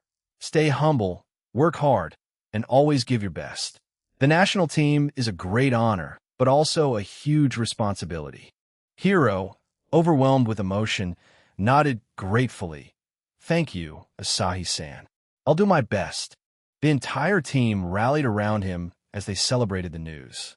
Though not many of them had been called up, and almost every single one of them wished to represent the national team one day, most of them appeared genuinely happy for him. But that didn't mean that everybody was happy for him. Few were envious of him as well. Only 16 years of age, and he was already representing the national team. Not only that, he was already an important player of the club as well. With feats as such, how could people not envy him? Though none showed it on the outside. They pretended to be happy while they envied him deeply. People are so adept at pretending that it's extremely difficult to identify the pretender. Unbothered by the envious gazes, Hiro continued to celebrate this brilliant piece of news with his teammates. Then, after a moment of celebration, the locker room went silent as players slowly exited the locker room. Hiro, however, stayed put. His mind raced with thoughts as he thought about his journey ahead. He had been called up, but he still had to earn his place if he were to represent his nation in the Asia Cup. For sure, it wouldn't be an easy feat. A senior call-up at the tender age of 16 was a huge achievement. And, as stated by Asahi, it was a huge responsibility too. If he failed to deliver, he might get criticized a lot. But there was some perk to being young. The backlashes he'd received if he were to fail somehow wouldn't be as huge. But he had other plans. To him, this opportunity was once-in-a-lifetime opportunity. And even if people would go easy on him, he wasn't willing to go easy on himself. He was determined to show his true potential and prove the national team coaches right for their decision to call him. However, right now, he wanted nothing more than to share this brilliant piece of news with his parents and friends. Chapter 436, Tominaga's Resolve. "I can do this," he whispered, his voice barely audible. "I have to," he said to himself as he tried to encourage himself. Then, with trembling fingers, he reached for his phone. He had to share this moment with his parents. After all, they had sacrificed so much for his dream. So, they should be the people to get to know about it before anybody else. For sure, they'd be overjoyed to hear it. Ring, ring. The phone in Hiro's house kept on ringing, yet none picked it. Why aren't they picking? Hiro mumbled, sounding a little impatient. They were taking way too long to pick up his call. Usually, he'd have been considerate, but right now, he desperately wanted to share this wonderful piece of news with them. Ring after ring echoed in his ear, sending a pang of disappointment through his chest. Where were they? He couldn't help but feel a bit anxious. But little did he know, a very different scene was unfolding in his house. His father was slumped before the TV with an empty beer can at his feet. Meanwhile, his mother was in the kitchen doing her dishes. The loud sound of the television only muffled the ring. Maybe they're not home, he thought as the call failed to connect. As the call failed to connect, even after several tries, he thought of giving up. After all, he had all the time he needed to inform them. Then he lifted his bag and exited the locker room. It'd be a little troublesome for him if he were to keep the team waiting. So with that thought in mind, he headed straight to the shower. As he entered the shower, he noticed that most of his teammates had already left. So, he hurriedly took a shower and left the shower to catch up with his teammates. "What took you so long?" Asahi questioned. The team had been waiting for him, and he was the last to arrive. So, it was only natural for them to question him. It must be the excitement. If it was me, I'd have done the same as well. "Ha ha," one of his teammates teased, sounding rather cheerful, leaving him no opportunity to explain. Others chimed in as well. For a moment, everybody forgot their exhaustion as they cheerfully talked about him. Then, as everybody got seated, the bus driver stepped on the gas pedal. Later that day, he finally got the opportunity to share this piece of news with his parents. As he broke the news, it left them utterly stunned for a while. Though they had pretty much expected him to make it someday, they were still shocked to find that he had been called up at such a tender age. In the locker room of Vissel Kobe, Tominaga sat with his face buried in his hand. The room was eerily silent, a stark contrast to the thunderous roars of the stadium just moments ago. His mind replayed the match in excruciating detail, each moment etched with the burning clarity of regret. But one moment stood out above all others, the moment when Hiro took on their entire team all by himself, effortlessly gliding past defenders as if they were mere training cones and managing to score. That moment was so vivid that he couldn't forget it even if he wished to forget it. Like, how was he supposed to compete against such a player? Remembering this scene, his fists clenched involuntarily. Along with the memories, he saw his helpless figure on the pitch that had turned into a mere spectator to Hiro's brilliance. His nails dug deep in his palm as he recalled his helpless figure. The ease with which he controlled the game, his lightning-fast reflexes, and his uncanny ability to read the flow of play, it all seemed so unfair. Nejichi's jaw tightened, a muscle twitching beneath the skin as he fought to maintain his composure. "Damn it," he muttered under his breath, careful not to let his teammates see his frustration. He had a reputation to uphold. 1756. After all, Tominaga Nejichi, the absolute ace, the goal machine, the cyborg. But today, that cyborg had crumbled before Hiro's onslaught. He had failed to deliver. It was an absolute disgrace. To make matters even worse, the person whom he considered his rival had not only scored a goal, but also delivered the game, winning assist to win the game. Hiro's talent was undeniable, a fact that gnawed him. Why was he not granted such talent? What did he lack? Why wasn't he chosen? Tominaga's mind raced as he thought about Hiro's talent. He was aware of his lack of talent. He hadn't been the brightest of the players during his early years. From an early age, he was well aware of his weaknesses. But what he lacked in raw ability, he made up for in sheer determination and grit as he poured all his energy into training. Later, as his efforts bore fruit, people attributed his performance to talent. If only they knew he wasn't the kind of talent they thought, what kind of reaction would they make? Lacking talent, he envied those who were gifted.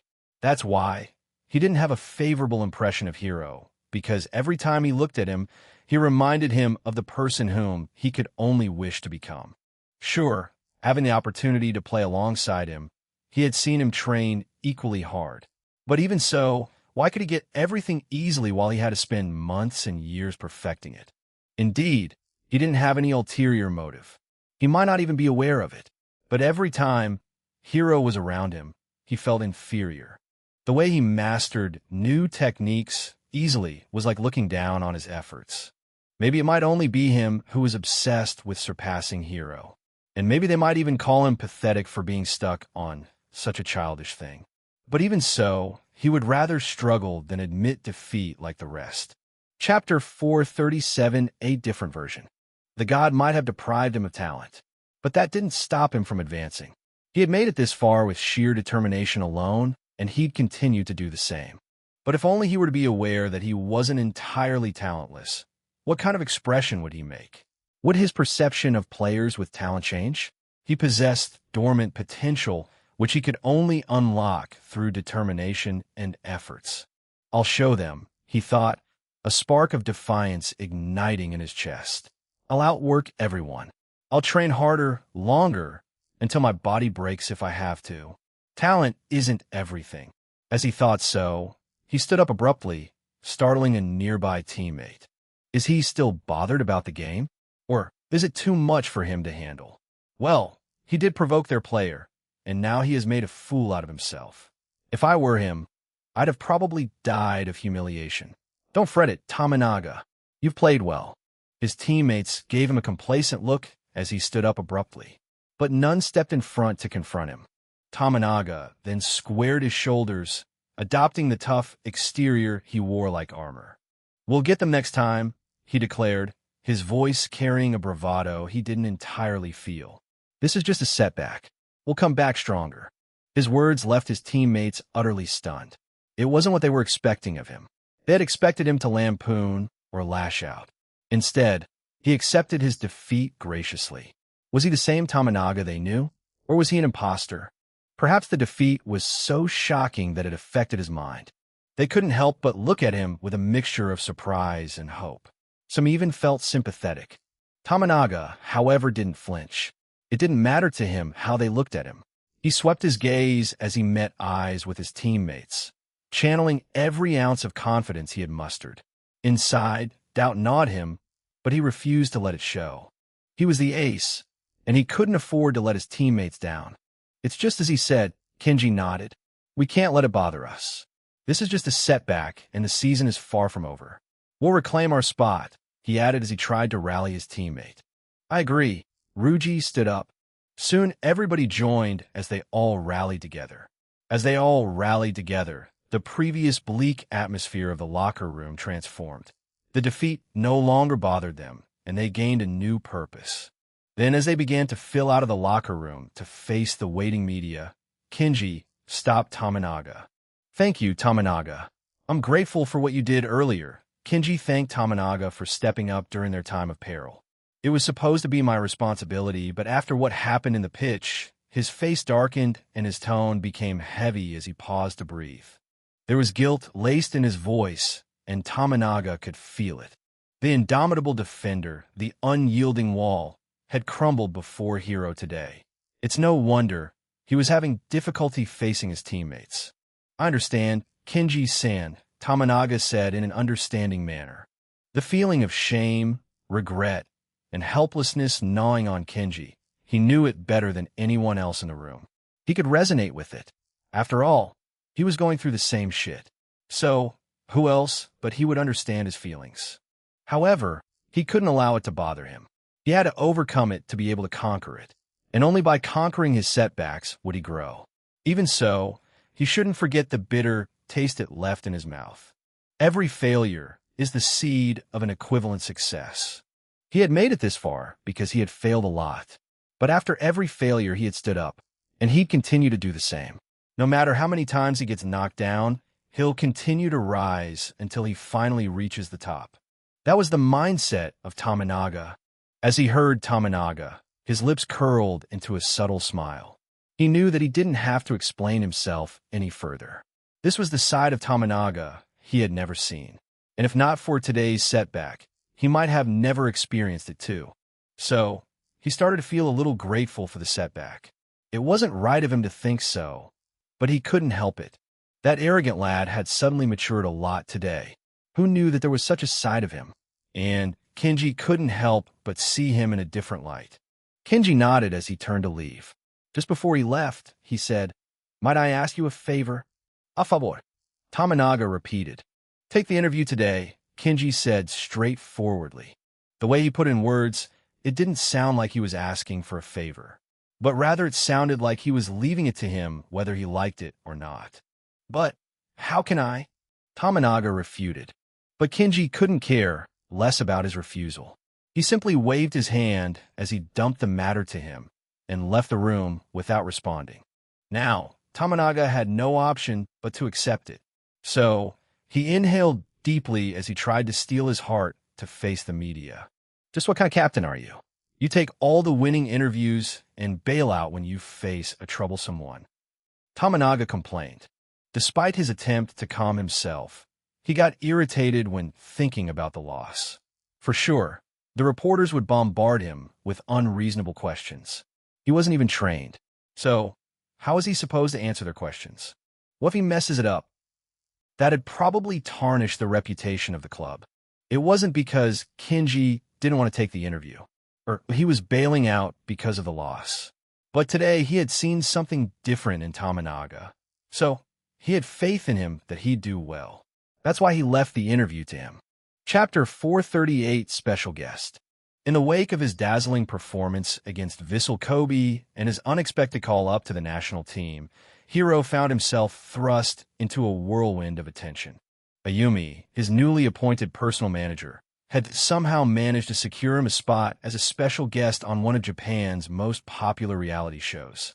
The show was renowned for its engaging format, featuring celebrity interviews interspersed with unique challenges designed to showcase the guest's talents entertainingly. So, it was rather popular among people of all age groups due to its uniqueness. On the day of the shoot, Hiro left for the studio quite early. Though he was trying his hardest to maintain his solemn demeanor, he couldn't help but shake the feeling of nervousness that was gnawing at him. The popularity of the show was well known to almost everybody residing in Japan, and Hiro was no stranger to it as well.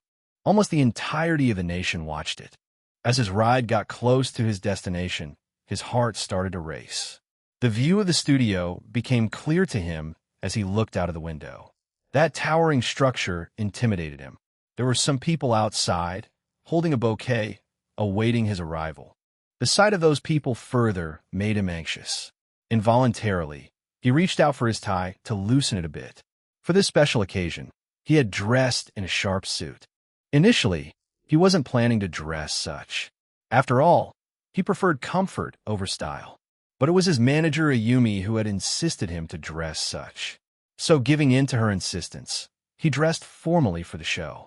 Then as the ride stopped in front of the studio, he inhaled deeply in an attempt to wash away his nervousness. After all, he couldn't afford to show his nervousness. Don't stress it. It's not your first time being in front of a camera, Ayumi, who had accompanied him to the studio, said as she tried to calm him. Easy for you to say, he thought as he tried to calm himself. Her words did not help him in the slightest. He just couldn't shake this feeling. To handle all those people waiting outside, Ayumi stepped out first. You've got this, Hiro, he tried to encourage himself. Then as he stepped out of the car, he was bombarded with greetings. But somehow, he was able to keep his cool. He graciously accepted their warm greeting with a smile on his face. Shall we head inside? Sure, let's go, he responded warmly. They then led him inside the studio. As Hiro stepped into the bustling TV studio, a maelstrom of emotions churned within him. The adrenaline from the match against Vissel Kobe was still coursing through his veins, mingling with the euphoria of his national team selection and a newfound nervousness about his television appearance. This was uncharted territory, far removed from the familiar confines of the football pitch. Ayumi, efficient and reassuring, guided him through the initial formalities and introduced him to the crew. She had done her homework and was well versed with the crew. "Hello, Hiro." Suzuki, the host of the show, approached Hiro with a smile on his face, welcoming him. Hiro shook his hand as he relayed the greeting politely. "I've been following you even before you made your debut," Suzuki said. For a while, he kept on yapping about his impression of Hiro. From the way he mentioned his achievements, it appeared that Suzuki was quite a fan of Hiro as well. While the host of the show led the conversation, Hiro could only nod and return the compliment. He just couldn't get any opportunity to speak. "All right." Suzuki stopped midway through their conversation as he remembered something. "Congratulations on making it into the national team." Suzuki congratulated Hiro. "Thank you, Suzuki-san." Hiro graciously accepted. "Now, then, I should probably leave. The crew will call you, so be on standby." Saying so, Suzuki turned to leave. He was the host of the show after all, so he couldn't keep the crew waiting. That warm conversation with the show's charismatic host momentarily eased his jitters. It helped him to calm down. Then he was led to the makeup room. He was a special guest on the show, so he had to look good on the screen. Though he wasn't a huge fan of makeup, nonetheless, it was a formality, so he had to comply. "Takahashi Hiro, please be on standby." One of the crew members asked him to be on standby as they finished their makeup. "Have you ever thought of taking acting as your career? With that face of yours, I'm sure you'd get offers even if you lacked acting." Ayumi complimented his appearance. "I'll stick to the thing I know." Hiro refused her offer as he left the makeup room and trod toward the backstage. As the cameras began to roll, Hiro took a deep breath to ease his nervousness. It was a tough challenge, but faced even tougher challenges on the field. So what was there to fret about the show?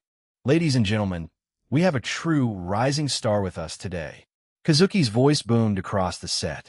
Fresh from his match-winning performance against Vissel Kobe and hot off his call-up to the national team, please welcome Takahashi Hiro.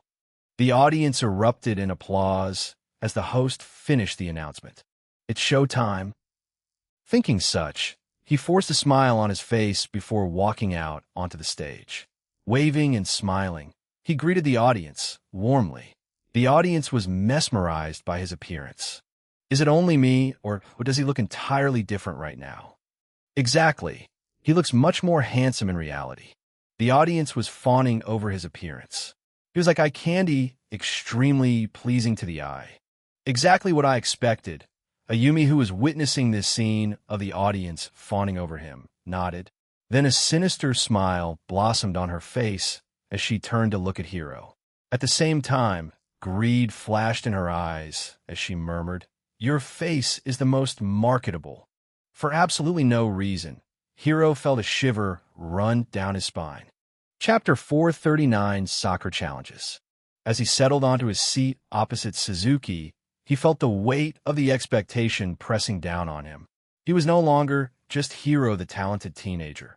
He was Hiro the national team prospect, Hiro the giant slayer who had toppled league giants like Vissel Kobe.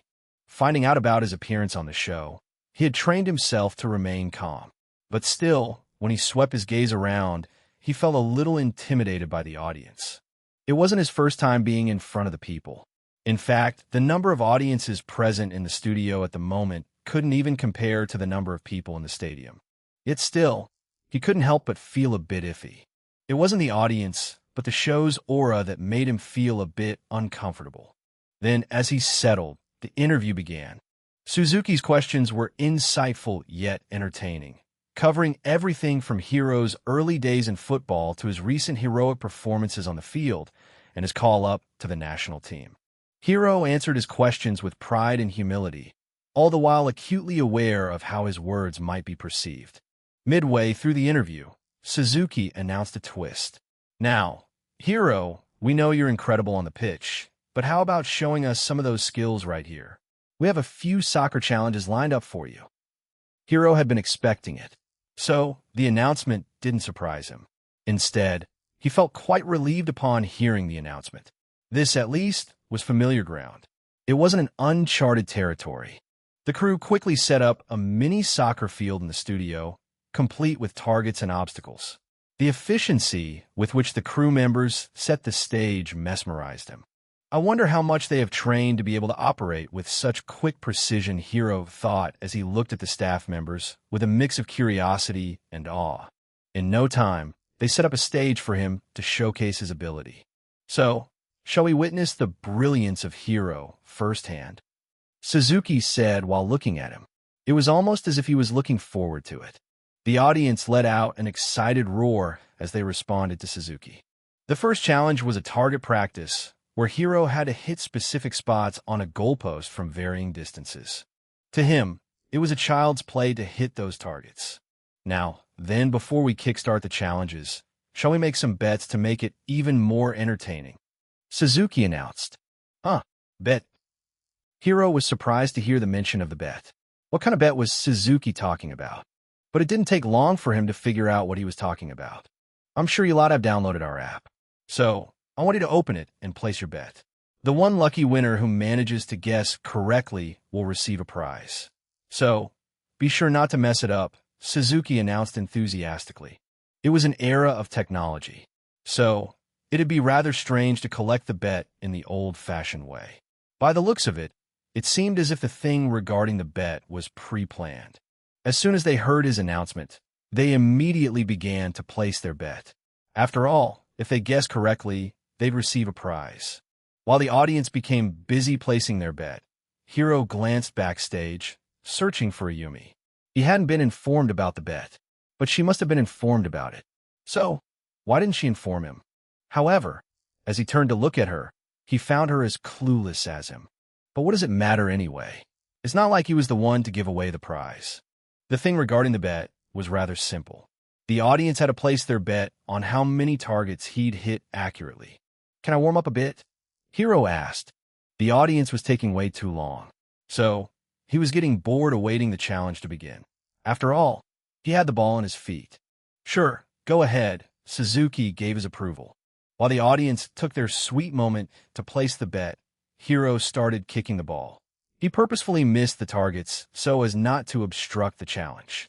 He didn't want to ruin it before it even began. This action of his, however, misled the audience into thinking that he wasn't in good form today. After seeing him miss, how could they bring themselves to place their bet confidently? Even those who had already placed their bets began to have doubts. It doesn't look like he'll hit many today. I shouldn't have placed my bet hastily. Worried cries resounded as many of them regretted their decision. Time's up, everyone, Suzuki announced. Now, then, shall we see how Hiro performs today? As he announced, he turned to look at Hiro. Are you ready, Hiro? Hiro nodded, Then he assumed his position. The entire audience's focus converged on him as he took his position. Some were anxious, some worried, and some confident. There were all kinds of faces in the audience. But Hiro wasn't bothered in the slightest. The bet they had placed on him didn't amount to anything to him. Confidently, he glanced at his targets as he prepared to shoot. It was just a simple drill, so he wasn't going to use his skills. To hit those targets, he didn't need to rely on the system. He could manage it all by himself. And even if he were to miss some, what would it matter? It's not like he got any reward or anything. Bam! The first target was the top right corner. He had to slot the ball in the top right corner, and he nailed it perfectly. The audience cheered as he made the first target. Then second, third, fourth, and so on. He nailed every single one of it precisely without missing any. Surprised and stunned, the audience could only look at him with eyes full of awe. Chapter 440, The Final Hurdle. They had been misled, and now they could do nothing about it.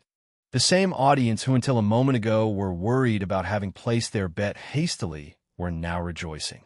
Meanwhile, the people who had placed their bet confidently after thoughtful consideration were frowning. Even Suzuki, The host of the show was thoroughly mesmerized by his accuracy. Just how could one not miss any? He nailed the first challenge. Next, he had to dribble through a series of cones in record time. Once again, he mesmerized the audience as he effortlessly completed the challenge with flying numbers. For the final hurdle, he was required to bend the ball around a wall of cardboard defenders into the top corner of a small goal. The challenges had been nothing but easy until now, and it also didn't seem much of a challenge to him. It's just a free kick drill, Hiro thought as he analyzed the content of the challenge. Then he took his stance for the final challenge. He inhaled deeply as he started to visualize his shot. The distance from a goal was almost 15 yards. So, he figured out that he should prioritize technique over power. But as he turned to look at the post, he found the post quite small. There was barely any space for the ball to slide inside. For this challenge, not only was he required to avoid the cardboard defenders, but he also had to pay attention to his precision. A single error could lead the ball astray. Now that he had taken a closer look at it, he found it quite difficult. It's barely enough to fit the ball, he thought as he looked at the small circle on the post.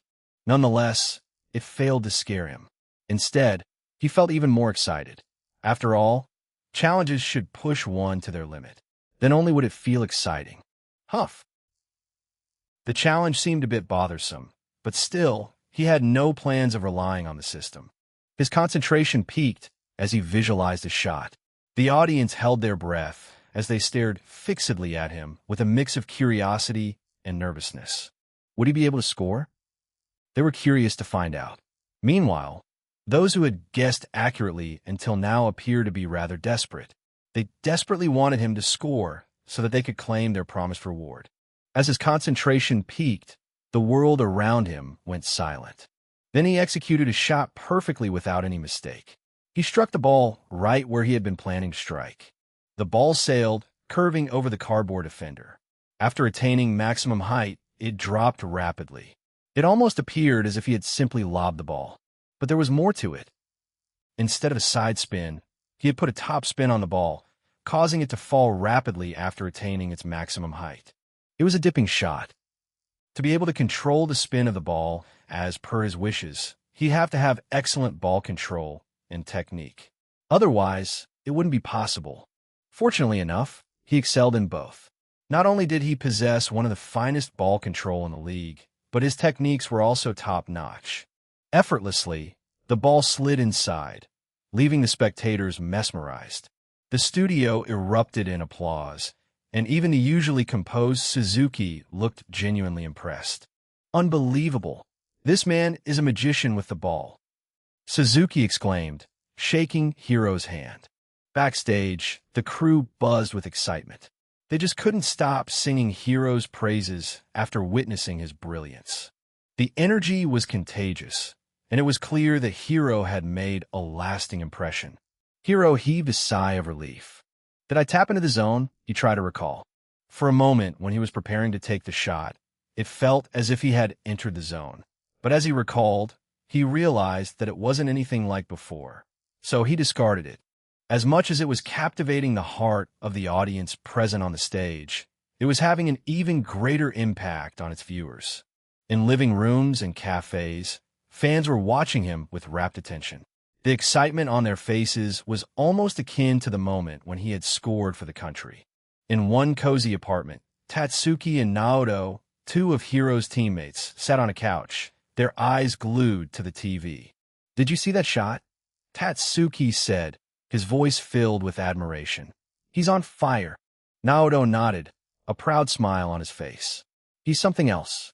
He's turning into a celebrity," Tatsuki said as he leaned against the sofa. "Am I smelling something?" Naoto sniffed. "It smells like jealousy," he added as he teased Tatsuki. Tatsuki became flustered as he stammered. "What do you mean? Why? Why would I get jealous?" "Because you're no longer the only star of the team. Because he had already surpassed your goal tally. Because he's more popular than you." Tatsuki couldn't take it anymore. Yet, he couldn't deny either. Every single one of the things Naoto mentioned was true after all. At the moment, Hiro was the top scorer of the team, with 13 goals under his name. Meanwhile, Tatsuki, despite the early lead, was tailing him. So, he covered his ears. Naoto wouldn't stop, and he couldn't bear to hear. So, it was the only option he had. In another part of the town, a group of youngsters had gathered in a small cafe. "You really played with him?" one of them asked. Akashi puffed his chest as he replied proudly, "If you don't believe me, then you can ask Samaire here."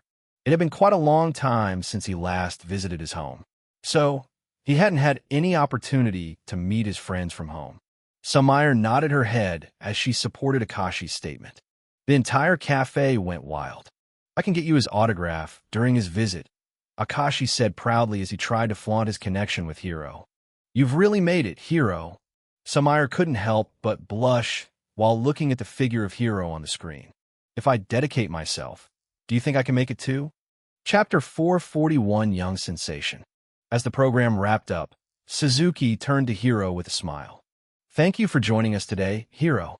You've not only entertained us, but also inspired many young athletes out there," he said. A humble smile adorned Hiro's face as he bowed his head slightly. "Thank you for having me. I enjoyed being on the show." Although in the beginning, he felt quite nervous, now, as the show came to an end, he felt thankful for the invitation. He had nothing but gratitude to the staff. From the beginning, they had been nothing but welcoming. So, he bowed as he said his thanks to the staff members for their hospitality. Before wrapping, he also thanked the audience and the viewers for their love and support. "Thank you everyone for the support. You have blessed me. I'll forever be grateful for your support." Hiro deeply bowed his head as he said his thanks to the audience and the viewer. As he said his thanks, he thought of the national team, the Asia Cup, and the challenges that lay ahead of him. Though he had managed to overcome one such challenge, his true test was yet to begin, and he was well aware of the difficulty he had to face to overcome it. Finally, the show came to an end. As for the reward for the event back then, the winner was promised a front-row seat for Hiro's next game, as well as an opportunity to tour the stadium and spend a day with the players. After the show, as Hiro was getting ready to leave, one of the staff girls who had greeted him earlier approached him shyly. She was petite with a lively expression while her eyes were sparkling with excitement. "Mr. Takahashi, I'm a huge fan," she said, her voice trembling slightly. "I was wondering if maybe I could get a photo with you." As she asked for a photo, Hiro was reminded of his new reality. He was no longer just a promising young player, but he was becoming more of a public figure, a role model. His stardom had risen significantly after his debut, and so did his reputation stat. If it continued, then it was only a matter of time before the world took notice of him. The prejudice regarding Asian players had already started to wane due to the collective effort of world-class Asian players. So, if he continued to deliver, then the big move he had dreamed of since his past life, it had no longer remained a dream. Hiro smiled warmly. Of course, it wasn't a big deal for him, and he was in no rush to head home. Though he was a little tired due to the day's events, he had no other plans, and the day was still far from over. They then took a picture together. The girl beamed with joy as she took some pictures with him. She was way older than him, probably in her early 20s, but her joy was like that of a child after getting their favorite toy. The joy on her face warmed his heart. She was quick enough to post the photo on her social media, captioning it with excitement and pride. "Met the young sensation today. Takahashi Hiro is just as amazing in person as he is on the field, humble and handsome." Hiro was quite mesmerized by her typing speed. She must be one of those keyboard warriors, he thought as he looked at her. Just then Ayumi walked inside. She had been away to handle some formalities. So, he was waiting for her. "So, I can go home, right?" Hiro asked. He hadn't been informed about any other activity, so it was only natural for him to head home. Actually, uncertainty flashed in her eyes as she made a rather distressful expression. It was as if she hadn't informed him of something very crucial, or she had made some last-minute changes without consulting him. Well, he did provide her the liberty to operate on her own. But still, it would have been better if she asked him before making further changes. "They have asked us to join them for the dinner," Ayumi spoke meekly, a sharp contrast to her usual confident demeanor. Right now she appeared as if she had made some huge blunder. Well, it wasn't a big deal, and neither was it a taxing request. But still, it'd have been better if she had consulted with him first before accepting the proposal. He knew that she had already accepted the proposal, though she hadn't mentioned it. He could tell based on her expression. If she had been here to consult, she wouldn't have appeared so nervous. Even so, he was hungry, so he didn't feel like making it an issue. "Thank God, I was starving," Hiro said, sounding rather grateful. As she heard him, her face lightened up. Her eyes glimmered with relief, while a crescent-like smile adorned her beautiful face. Until now, she had been nothing but perfect. She hadn't made any errors and had carried out her responsibilities superbly. But even so, she was only a human. There were bound to be moments when she messed up. However, as he thought of her actions, he felt a bit uneasy. An unsettling feeling gnawed at him as he tried to figure out her action. It was not like her. Maybe there's some other motive for accepting the invitation. Sure, she wouldn't have agreed to it because she was craving food. But later, as they got to the dinner, everything became clear to him. The reason why she had accepted the invitation without even consulting with him was all because of an individual. The individual with the highest authority. It was the president of the media company that owned the show he had been part of. As ambitious as she was, she probably wanted to make use of this opportunity to build some ties with the powerful man. Her motive became as crystal clear as water. Chapter 442, Ayumi's Ambition. She likely saw this as an opportunity to build connections with the giants of this industry. If it was him, he'd have done the same thing. After all, who doesn't want to one-up their career? Ambitious as she was, how could she miss such an opportunity? Finding out her motive, Hiro couldn't help but steal a glance of her. "You may have accepted the invitation, but how are you going to approach him?" he thought. Exactly, he'd likely turn her down if she approached him carelessly. After all, she was nothing more than a mere stranger to him. Though she was handling his affairs, it wasn't enough for a man of that stature to be interested in her. So, she had to come up with something if she wanted to build some connection with him. This, however, made him extremely curious, and he just couldn't help but wonder if she had something prepared. As they did earlier, they welcomed him warmly. Many of them seemed quite excited to have him. Even the president approached him first despite his stature as the person with the most influence in the room. For a person of his stature, he appeared quite humble. Or maybe it was precisely due to his position that he took the liberty to approach him first? Who knows what he had in his mind? They say that usually powerful are multi-faced people, so it might be a facade. During the dinner, Ayumi's ambitious nature was on full display. Not only was she able to talk with the president, she even befriended several other top executives of the company. She skillfully navigated the conversations, subtly steering them towards topics that'd benefit Hiro's career. She wanted to put his charm to better use. Hiro could only marvel at the sight. Well, she was charming and professional, and her people skills wasn't something that could be underestimated.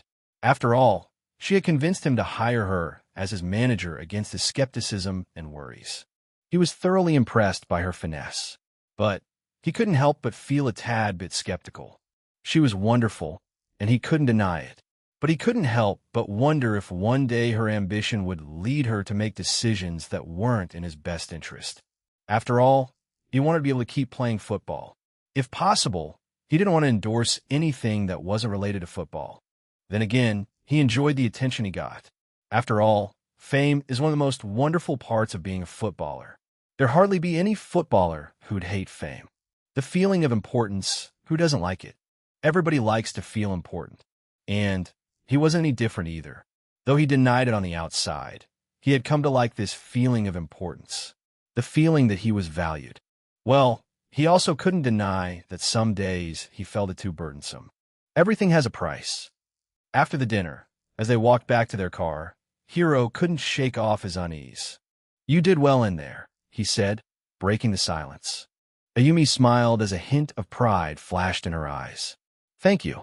It's important to make these connections. They can open up more opportunities for you."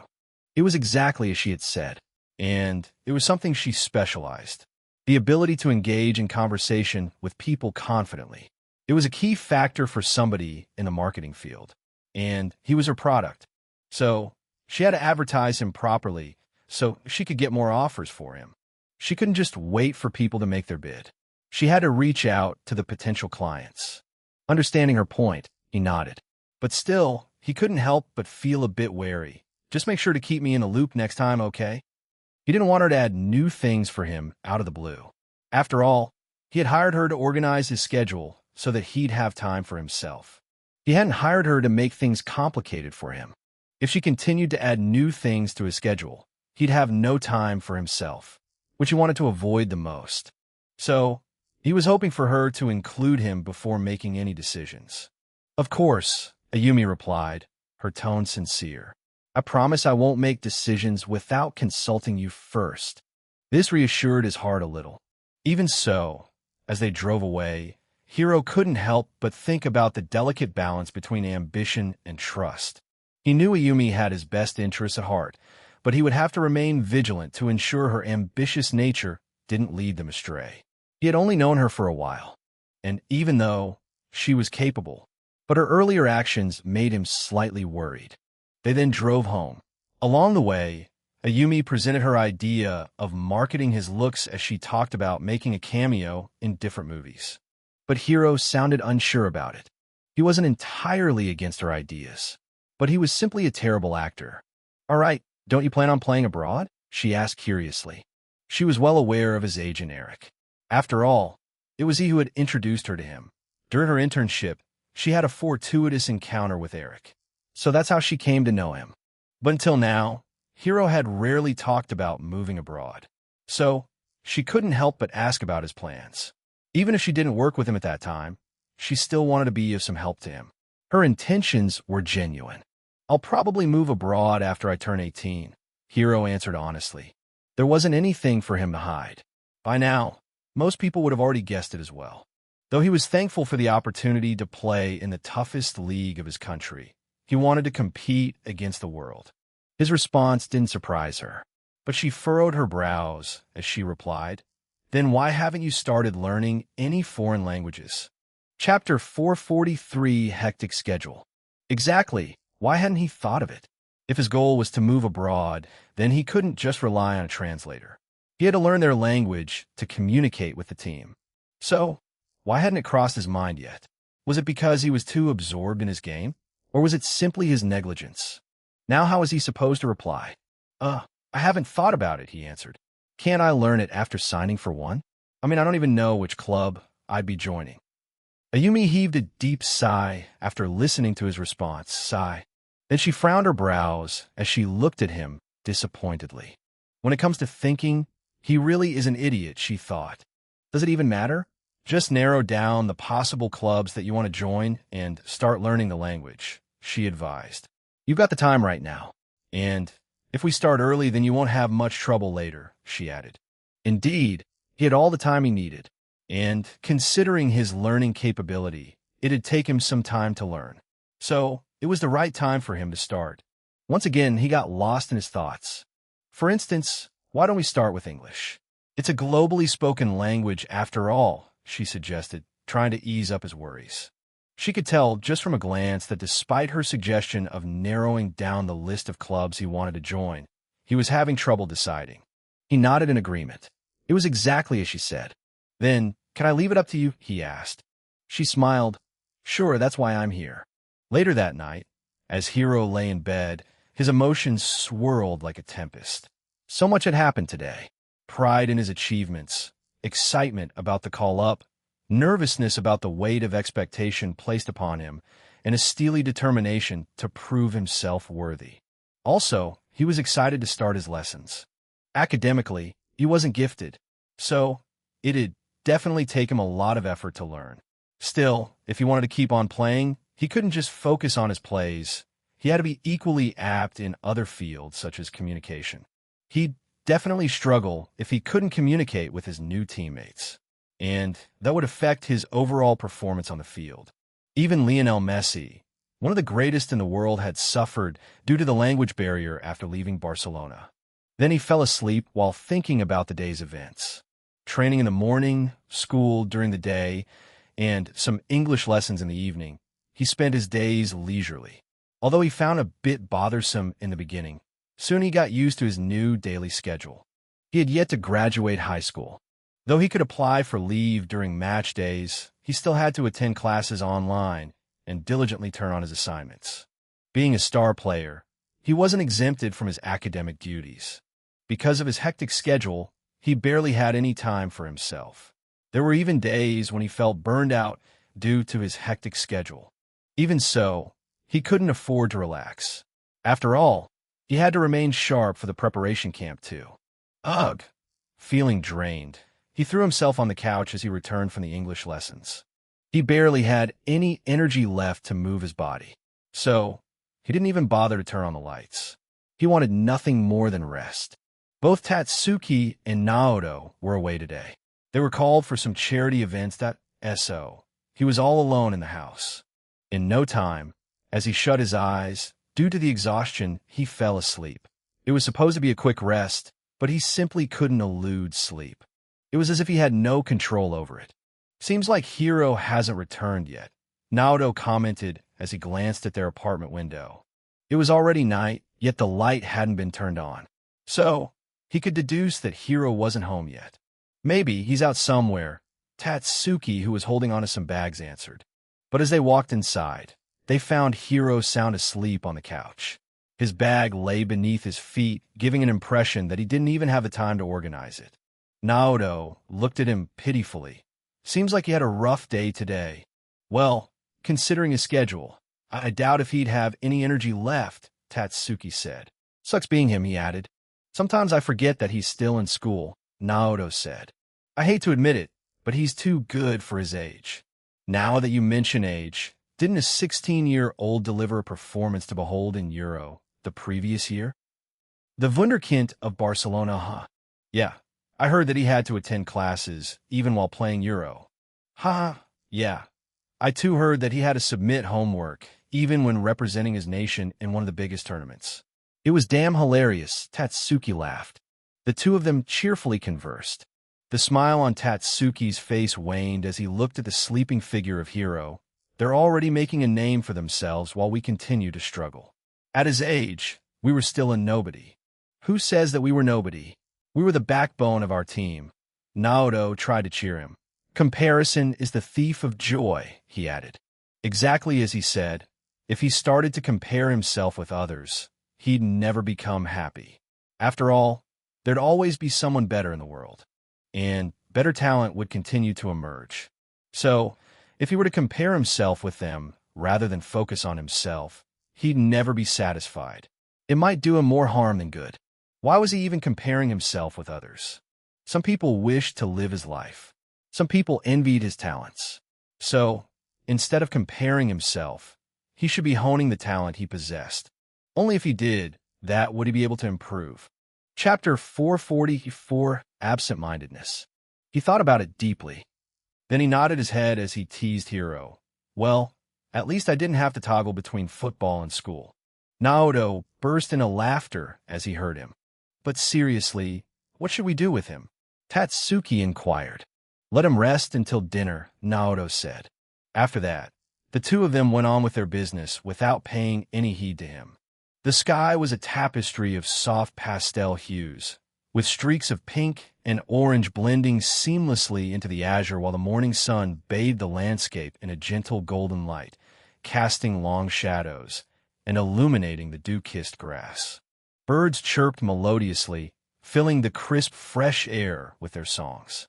Hiro, who had been out on a run, even before the sun had come out, was right now in a park near his residency. Taking a moment to catch his breath, he looked around him, taking in the serene beauty of the morning. The people were few, so he didn't need to worry about running into someone. While if he wanted to run, he could have just headed to the training grounds. But for a change of pace, he opted for the community park instead.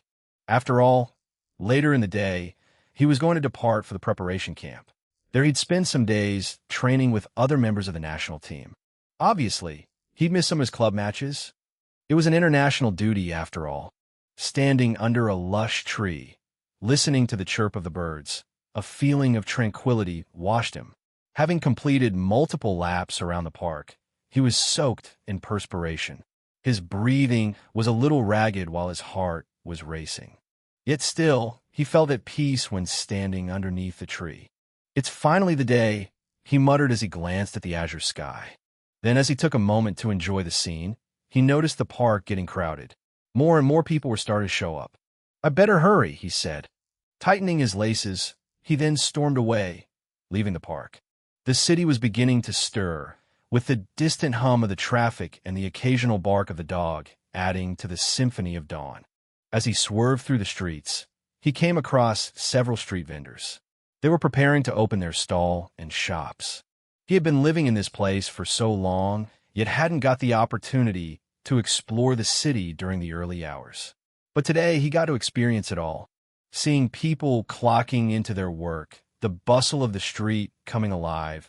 It was a different kind of sensation that he hadn't experienced much. Even in his previous life, due to his lifestyle, he barely had any opportunity to experience it. With training, a part-time job, and matches, he barely got any time to explore the pleasantries that life had to offer.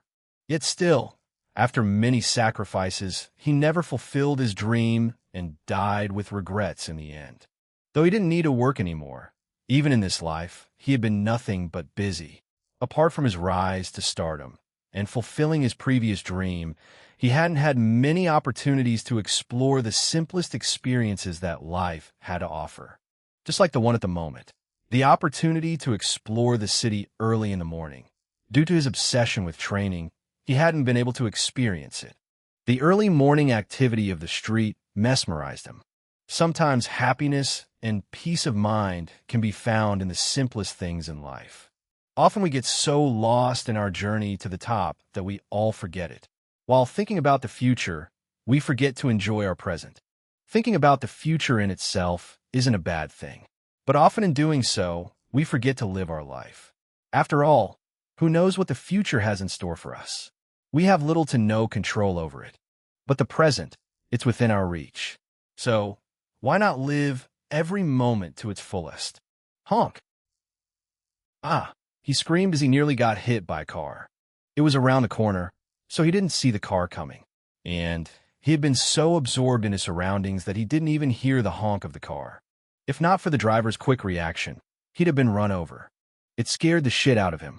At first, he panicked, but as he found himself safe, he felt at ease. However, the driver wasn't going to let it slide. It wasn't his fault after all, but if he hit him, he'd be the one to get blamed. Furiously, he stomped out of his car, cussing and yelling, "You bastard! Didn't you get any other car to die?"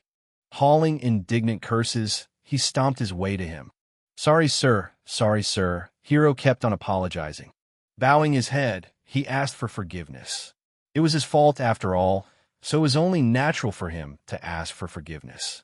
It didn't seem like the driver was in any mood to let him go. But as he got close to him, his brows eased as his expression changed. "You're Hiro, right?" he asked politely. A stark contrast to his previous domineering attitude. He sounded completely different. It was almost as if he never was furious in the first place. The shift in his personality and attitude was pretty obvious. It was due to his fame. But if it had been any other person, for sure, he wouldn't have had such drastic change in such a short period. Slowly, Hiro lifted his head to face him. He couldn't help but wonder about the change in his tone. But it didn't take him long to figure out that it was possible due to his stardom. Though he was taking advantage of his stardom, he felt quite relieved. Nonetheless, he apologized. "I'm truly sorry, sir. I wasn't paying attention." "It's really you, Hiro," the man exclaimed, his eyes shining bright with excitement and surprise. Chapter 445 Mess. Excitement flashed past his eyes as he confirmed his identity. At the same time, his lips curled into a smile. He couldn't believe that he had run into a celebrity so early in the morning. "My son is a huge fan of yours," he said, his tone laced with excitement. "Can you give me your autograph?" he added as he hurriedly searched his pockets.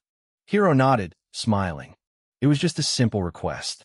Plus, he got to dodge the matter with ease. It was all the better for him. So, he was happy to comply. The man then hurried to his car. Skimming through his belongings, he took out a pen and a notebook. After such rigorous searching, his car was in a mess, but he didn't appear to care. All that mattered to him at the moment was the autograph of Hiro. Seeing the excitement on his face, Hiro couldn't help but ponder about the benefits of fame. Just a moment ago, he appeared as if he was going to eat him alive. Now he was in front of him with a pleasant smile on his face, requesting his autograph. Such drastic changes, all due to fame. After that, he took some pictures with him. The man even offered to drop him home, but he politely declined his proposal. After all, he was out on a run. So, why would he want somebody to drop him home? Along the way, he couldn't help but think about the change in the behavior of the person who he had met accidentally. All along, it was his fault. Yet, he easily found a leeway due to his influence. If fame could get you such benefits, wouldn't there be people in the world who'd exploit their privileges? This one random encounter made him think deeply. Well, it's not like I forced him to smile. It was he who refused my apology. Saying so, he tried to justify his actions so that he wouldn't feel guilty about having taken advantage of his privilege.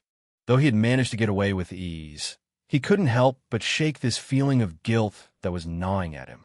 It was on his mind constantly, bothering him. And no matter what, he couldn't stop thinking about it.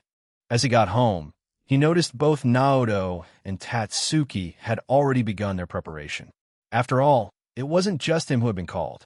Naoto and Tatsuki had been delivering consistently for the team. So, it was no wonder they had been called. But apart from them, no one else had been called from their team. It was just the three of them who had been called. Even veteran players like Asahi hadn't made it to the team. But considering his age, it wasn't that concerning. However, the same couldn't be said for other players. For example, Aito had been nothing but amazing. Yet despite his brilliance, he hadn't been called by the national team. It was such a shame, but it couldn't be helped. Most of the spots in the team had been taken by players performing abroad. So, local league players had barely any chances of making it to the team. It was great enough for the three of them to get selected.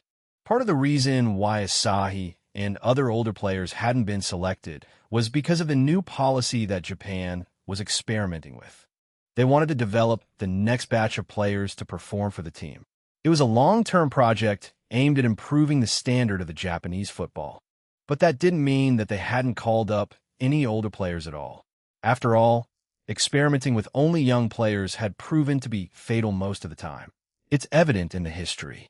As much as a team requires new blood, it also requires the wisdom, experience, composure, and leadership of the older players to create a successful team. Only with the mix of new and old blood can a team succeed in the long run. But for the position that relied on speed, they couldn't afford to draft older players. That's why older players mainly filled in the defensive positions. Asahi could play in defensive midfield well. But, despite his finesse and experience, how could he compare with the likes of Wataru Endo from Liverpool and Hidemasa Morita from Sporting CP? They both have proven their capabilities in their league. "You're back," Naoto addressed him as he saw him standing at the front door. "Go get ready. We have to leave in an hour," he added as he urged him to hurry. An hour was more than enough for him to prepare. But it wasn't enough for Tatsuki. He was the type of person who'd take quite a long time to decide. Often he'd waste time picking his clothes and getting ready. In order to make it in time, Naoto often helped him so that he wouldn't delay. Packing for the camp, the house was in a mess, but Hiro had already gotten used to it. He then headed a shower to get cleaned. After all, he had been sweating profusely. So, if he were to head out without showering, he'd obviously smell. Also, morning showers after training helped him to calm down. It was like a daily routine to him. As for school, he had already gotten permission to miss the classes. Ayumi took care of things as such, so he didn't need to bother himself with it. After about 45 minutes, as he got dressed and packed his luggage, he stood in front of the main door, awaiting Naoto and Tatsuki. Even with Naoto's help, Tatsuki still took quite a lot of time to get dressed and pack his things up. He believed that decisions taken in haste would only bring him to ruin. So, he took his sweet time to prepare. If only he knew that the world wouldn't slow just because of him, maybe he'd start hurrying up a little. But no matter how many times he'd been told, he just never listened. "Just pick the black one already. It's not like we're going out on a vacation." Naoto's frustrated voice could be heard even from the outside. Chapter 446, Shocking News. Hearing him, Hiro couldn't help but feel sorry for him. Naoto wasn't the type of person who liked to yell, and he wasn't the type of person who got tensed easily. The way he carried himself, it was more like a gentleman. Well, it's different when he's on the pitch, though. There he had to be loud, and he had to appear domineering. If not, he'd have no presence on the field. But right now, he could feel the same aura in the house. That peace-loving Naoto was forced to yell, all because of one person. Well, it's not like that he couldn't relate to him. After all, he too was a victim of Tatsuki's selective picking. It seemed like it'd take a while. So, he turned his focus to his pack bags. While they took their time, he started rechecking his necessities.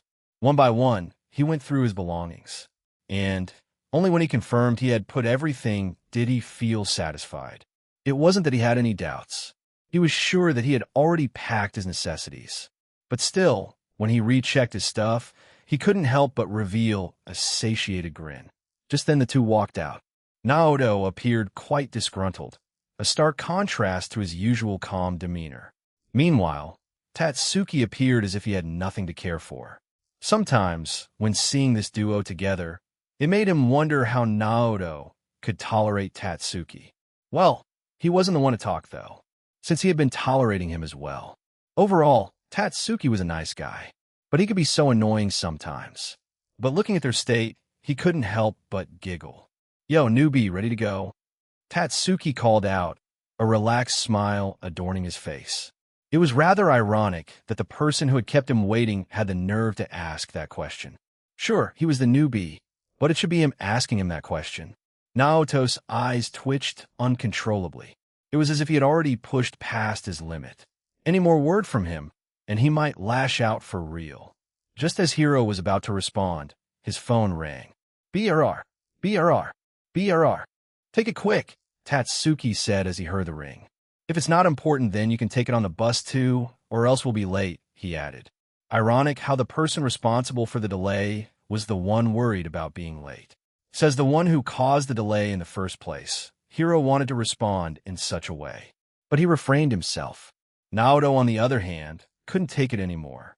He erupted like a volcano as he smacked him hard, sending waves of pain across his body. Tatsuki let out a painful cry. "Arg! What has gotten into you? Just shut up," Naoto yelled, his eyes bloodshot. While they continued to squabble, Hiro glanced at his screen. The call was from his mother. The squabble of the two was already entertaining enough. But now he had gotten a call from his mother. So he couldn't stop smiling. Since he had informed her about the date of departure, he assumed that she had called him to wish him good luck. Smiling, he answered the call with a cheerful tone. "Hey, Mom, I'm just about to leave." His mom's voice, usually calm and reassuring, was filled with a tremor that immediately set off alarm bells in Hiro's mind. "Hiro," she began, her voice breaking slightly. "There's been an accident. Your father, he's in the hospital." The words hit him like a freight train. Time seemed to stand still as the world around him blurred. The cheerful morning suddenly felt heavy and oppressive. He could barely register what his mother was saying, his mind struggling to process the information. The smile on his face withered away. Despair filled his eyes as he felt the world around him turning upside down. What? What happened? Hiro's voice was shaky, his heart pounding in his chest. His tone was laced with extreme worry. He broke down. Immediately as they heard him, both Naoto and Tatsuki turned to look at him. They couldn't help but cast gazes full of concern. They hadn't seen him so much worked up until now. Just from a glance, they could tell that it was something serious. But neither could muster any courage to ask what had befallen him. There was a car accident. He's in the hospital now. The doctors are doing everything they can, his mother explained, her voice filled with anxiety and fear. Hiro felt his knees weaken, a knot forming in his stomach. He had been so focused on his upcoming journey, so excited about the opportunity to represent his country, and now this news had shattered his world. He could hear the worry and helplessness in his mother's voice, and it tore at him. "Which hospital?"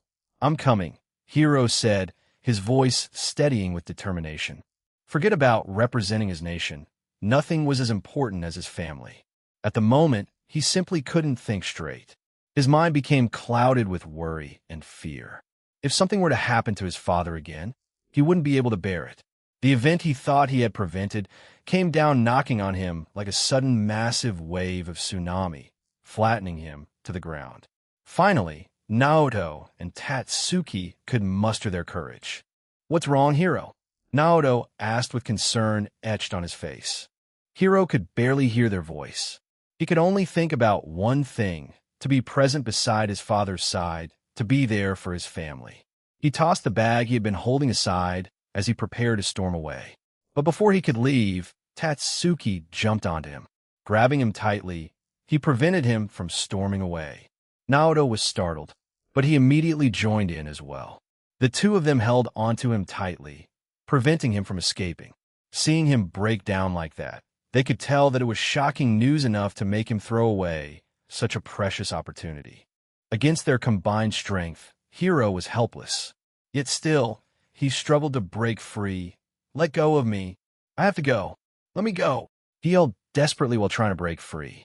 At the same time, tears streamed down his face like a monsoon downpour. Even with their combined strength, Naoto and Tatsuki found it quite difficult to restrain him. "Calm down, Hiro," Tatsuki said repeatedly in an attempt to calm him down. "Snap out of it," Naoto said. Chapter 447 Mentality. Tears streamed down his face as he continued to struggle.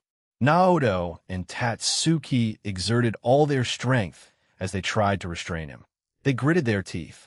Even so, it was getting increasingly difficult to restrain him.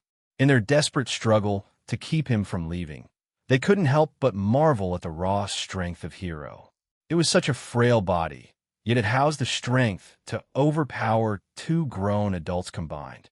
Even so, they couldn't loosen their grip. They couldn't allow him to leave, even if it meant immobilizing him. Who knows what steps he would take afterward? It was clear to both that he wasn't able to make reasonable decisions. So, they had to tie him down no matter what. Finally, after a while, Hiro withdrew his strength.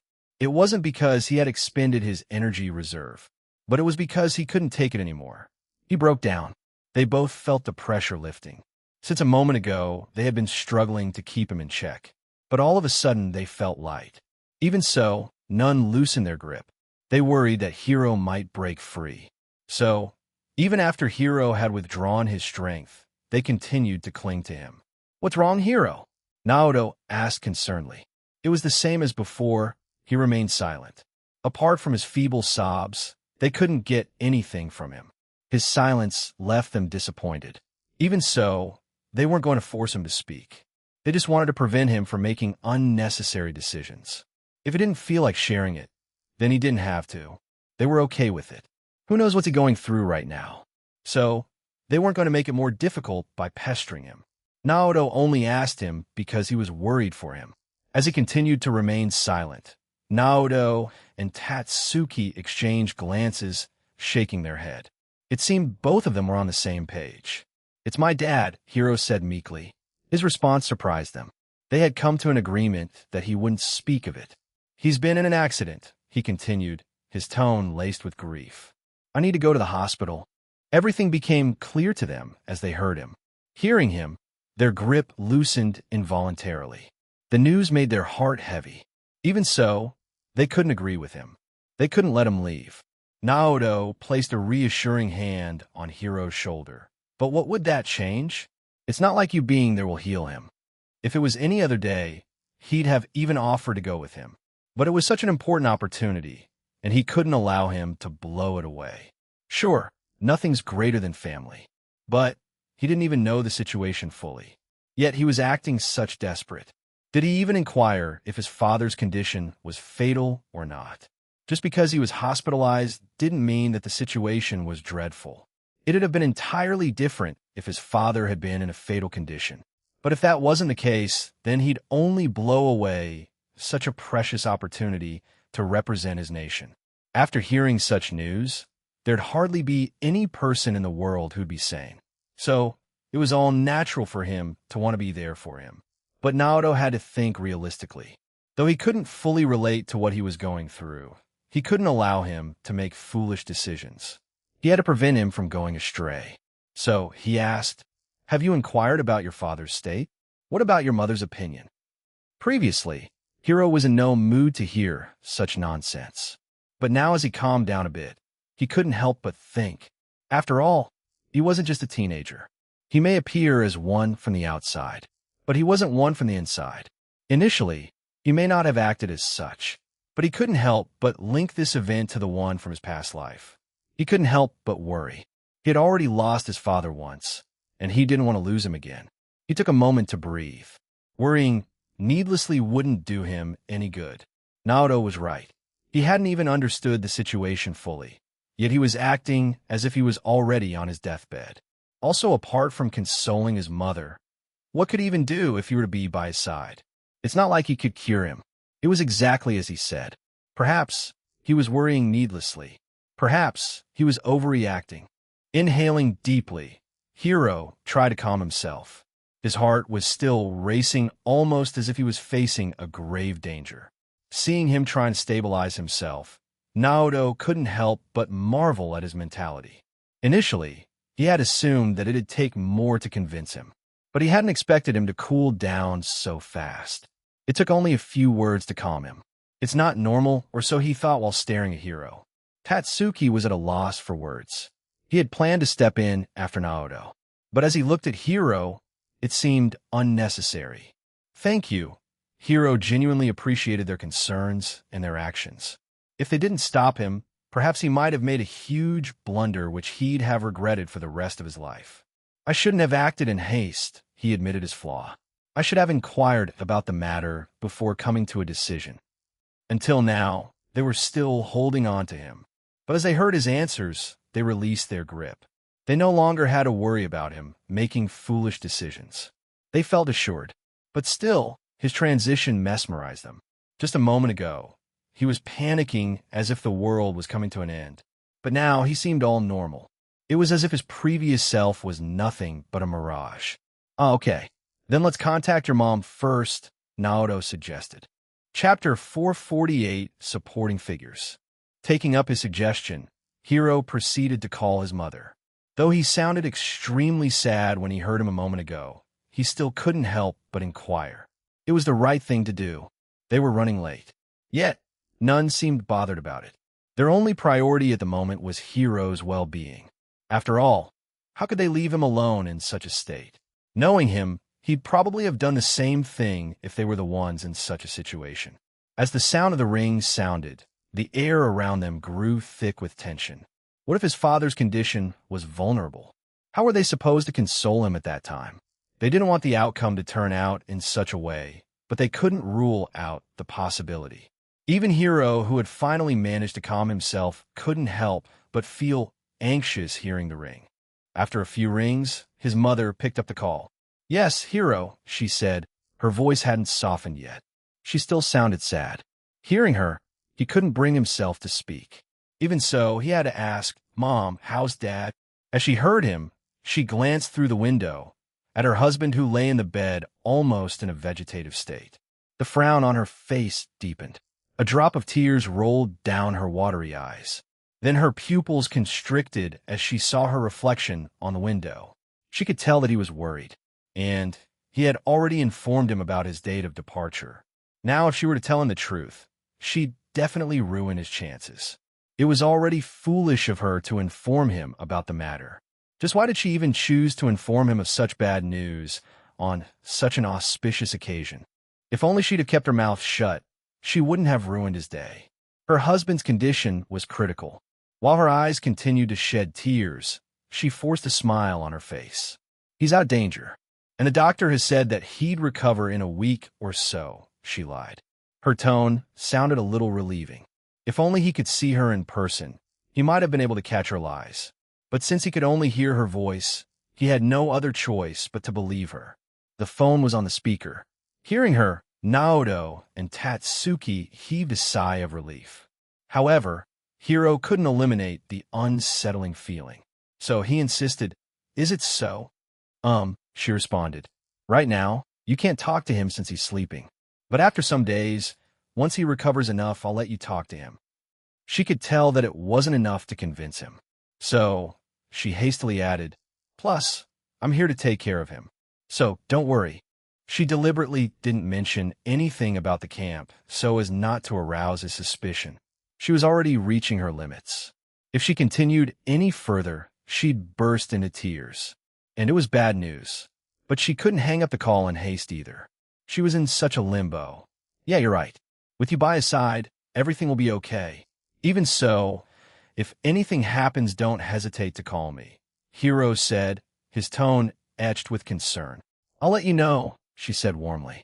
I've got to go now. The doctor's here, she added as she tried to hang up the call. Okay, bye, Mom. Take care of yourself and Dad. He bid his farewell. Beep. As she ended the call, she couldn't hold back her tears any further. Those watery eyes that had been desperately trying to hold back the tears burst out like a dam under pressure. Sobi, Sobi, Sobi. She wept. It's exactly as she said. She's there to take care of him. So, you should focus on your debut as well. Otherwise, you'll only worry her. Naoto tried to console him. Exactly, Tatsuki agreed. It's only a matter of 2 weeks. You'll get to see him later. So, let's focus on the camp for now, shall we? He added. Yeah, you need to be in your best form to perform against Brazil and Norway. Naoto tried to encourage him. Though they might not play their best players, but it'd still be a good learning experience for us. Well, we won't be playing with our best players too. To prepare for the upcoming Asia Cup, the Japanese Football Federation arranged 2 friendly matches with other teams. I wonder if we'll get to play against Erling Haaland. Tatsuki sounded as if he was wishing for it to happen. Then he snapped back to his senses as he said, Even so, I doubt you get any play. It was obvious what he was going to say. So, Naoto interrupted him before he could finish his sentence. They were trying to cheer him, but he nearly ruined it. Ouch! Getting hit by Naoto, Tatsuki wailed. Immediately, he realized that he nearly messed things up. So, he changed his tone. He made it sound cheerful. Haha, you'll get to play? Who else would they select if not you? I mean, some of our main squad members couldn't make it due to the ongoing club matches. So, there's a chance that you'll get to play. To speak out in turn, it was just like Tatsuki. So, Hiro didn't mind his words at all. Well, it's not like he had expected to start anyway. But considering his recent performance in the league, he was hopeful enough to get some playing minutes. It cheered him a little. Their effort also made him grateful. He was blessed to meet such fine people in his life. Naoto was like a supporting older brother. Meanwhile, Tatsuki was like the middle child with whom he could squabble.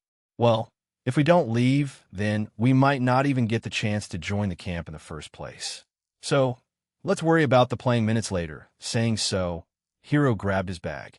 Though he was still worried about his father's condition, the two of their conversation diverted his mind away from the matter regarding his father for a while.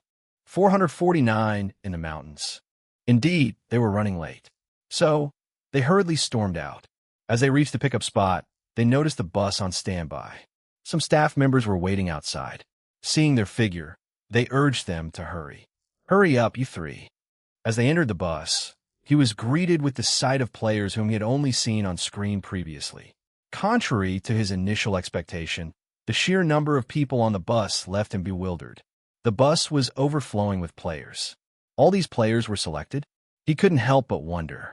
Shouldn't there be only 23 players? But it seemed like there were already more than 20 players on the bus, not to mention the absence of some starters. So, if he had to sum up all those players, it easily exceeded 25. How could that be? For a while, he stood frozen at his place, pondering. Most of the players on the bus didn't even bother to notice. They went on with their task. Some appeared interested in him. At the same time, most of them ignored his presence. Tatsuki then gave him a light push, waking him up from his reverie. Let's hurry to our seats, he said after finishing his greetings. He knew quite a few of them despite playing as a substitute. Naoto was the same as well. He wasn't their starter. Even after settling down, he couldn't stop wandering his eyes. He got selected as well. Seeing the figure of Tominaga, Hiro couldn't help but question. Sure, he had been performing well, but weren't they overdoing it? Like, how could they draft so many attackers? Like, seriously, what was happening? Tatsuki caught the whiff of it as he sensed his confusion. "Ah, I forgot to tell you. The team selection hasn't been completed yet." "What do you mean it hasn't been completed yet?" "3 players will be going home after the training sessions," Tatsuki tried to clarify. "So, what you mean is that we have to compete among ourselves to qualify?" "Exactly. You need to deliver good results in the training session to qualify for the final 23. Now, it all made sense to him. The presence of all these people. So, even if he had missed the training camp, it wouldn't have mattered to the team. Luckily, he didn't miss the training camp. Or else, he wouldn't even have this opportunity to compete for the spot. Hiro then started to inquire about other players. As he toggled through the selection process, he became aware of his competitors. He was an attacking midfielder, so he had to compete against other midfielders. But it wasn't as simple as he had envisioned, since some players were regarded as untouchables. They were mostly the players playing overseas. Even though they weren't going to join the camp, their spot in the team was almost guaranteed. Only a threatening injury could put their spot in jeopardy. It wasn't a fair competition. Part of the reason why they were called was to train themselves to prepare for such a scenario. It meant that even if they weren't selected, they could be regarded as emergency reserves. After all, football is an uncertain sport. Anything could happen at any moment. The journey to the training camp was filled with animated conversation, nervous laughter, and occasional pep talks. Along the way, he attracted quite a lot of stares too. Most probably they were wary of him. Well, considering his performance, they probably regarded him as a threat, a competitor they needed to be wary of. Though their gaze bothered him slightly, it didn't affect him in any way. Partly because they were prioritizing themselves instead of looking at the big picture. It's important to have competitions, but if it affects the performance and camaraderie of the team, then what good would it bring? They were a team after all, and their objective should be to help the nation instead of worrying about their spots. But the way they looked at him, he could tell that they weren't going to make things easier for him. Most probably, they'd do everything in their power to keep him out of the game. Humans are selfish beings, so it didn't surprise him when they looked at him warily. Even so, he wasn't going to go easy on anyone. Those penetrating gazes had quite the opposite effect on him, as they propelled him to give his best. It made him even more determined to get selected. It fueled his determination to play. Finally, they arrived at the training camp. The journey was quite long. Some had even slept on the bus. As he glanced outside the window, he noticed that the place was rather secluded. It was deep in the mountains, surrounded by lush forest. Initially, Hiro had thought that they'd head to Tokyo. But instead, right now, they were in the countryside. If it was such a long journey, why didn't they take flight? That way they would have arrived early. Or was the Federation so cheap that it couldn't even afford the cost of flight? He couldn't help but feel dissatisfied. And from the looks of it, many shared his dissatisfaction. They had left quite early in the morning. But right now, the sky had already darkened. Though it wasn't completely dark, yet still, some stars were visible in the sky. The sky was a tapestry of deep blue and light purple. "Everyone, wake up. We're here," one of the staff members called out. As they heard him, some player yawned while some began to stretch their body. "Yawn seems like we'll be plowing the field for the training," Kinjiro joked as he looked outside the window. Some players giggled as they heard him. The guy who was cracking all those lame-ass jokes was called Kinjiro Watanabe. He had short black spiky hair, a lean and athletic build, and a perpetual twinkle in his brown eyes. Since he played for Urawa Red Diamond, Hiro had already met him. In his team, he was also known as Joker for his humor. 450 bothered. Most of the players on the bus were already familiar to him, but there were some unfamiliar faces in the team as well. Especially Keira Sato. He was relatively unknown in the team. He was already in his late 20s. He had short, dark hair that was slightly graying at the temples. The beard patches on his face only added to his mature appearance. All along their journey, he had remained relatively silent. He wore a stern expression and was shrouded in a layer of mysterious aura. For someone his age, he seemed quite difficult to approach. Just like him, it was his first time on the team as well, so he was relatively unknown in the team. A player his age making his debut for the first time? It was rather uncommon. but he had noticed him looking at his phone screen many times on his journey. But even so, he never fiddled with his phone once. So it got him curious. Well, he could have used his skill to find out a little about him. But he couldn't spam his skill mindlessly either. So he refrained it from using on him for the time being. Slowly, they disembarked the bus. Though it was pretty dark outside, the place seemed quite relaxing. The villa where they were going to reside temporarily was a 2-story villa decorated with lanterns, plants, and opulent lights. It was like a medieval villa built for nobility. The training ground wasn't that far from the villa. It was just beside the villa. Floodlights were installed on the ground. Everyone, carefully head to the reception. You'll get your room key, informed the staff member as they got out of the bus. Your luggage will be sent to you. As they heard him, they made their way to the villa. A pretty girl welcomed them at the reception. She handed them their room key after confirming their identity. They weren't required to share rooms, as everybody got separate rooms. "Did you all get your keys?" asked one of the staff members. "Yes," they replied in unison. "Good. Then everybody freshen up and come to the cafeteria to have dinner," he said, pointing at the cafeteria.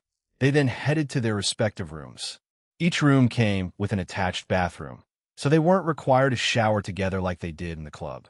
Despite its traditional architecture, the villa was a blend of modern and traditional from the inside. It was both cozy and opulent. For a moment, it almost felt like a vacation to him. After having dinner, many headed to their room to get some much-needed sleep. The arduous journey had left them exhausted, but Hiro had other ideas. He wanted to get some fresh air. It wasn't just the journey, but also the day's events. The news regarding his father's accident, he still couldn't shake it. Though his mother's words had calmed him to some extent, he still couldn't help worrying. So, he wanted to get some fresh air to freshen himself. Also, he wanted to enjoy the scenery outside. After all, the night sky in the countryside, it's a sight to behold.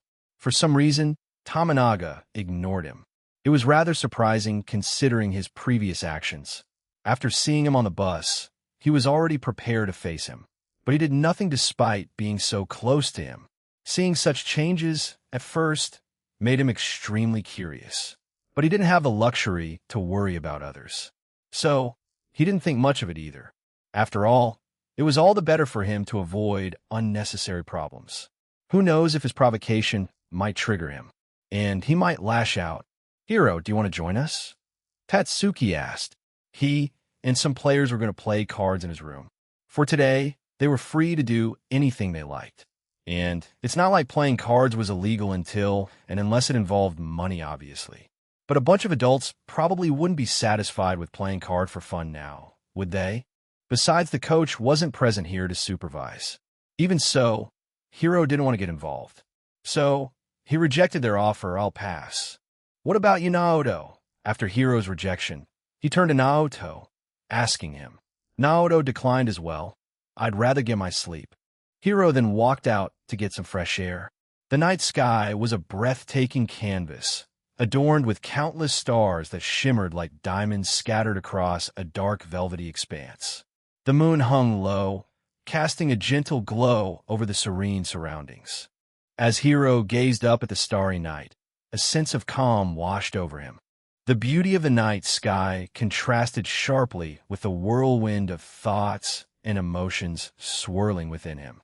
The stars seemed so distant and constant, a stark difference from the unpredictable nature of his life.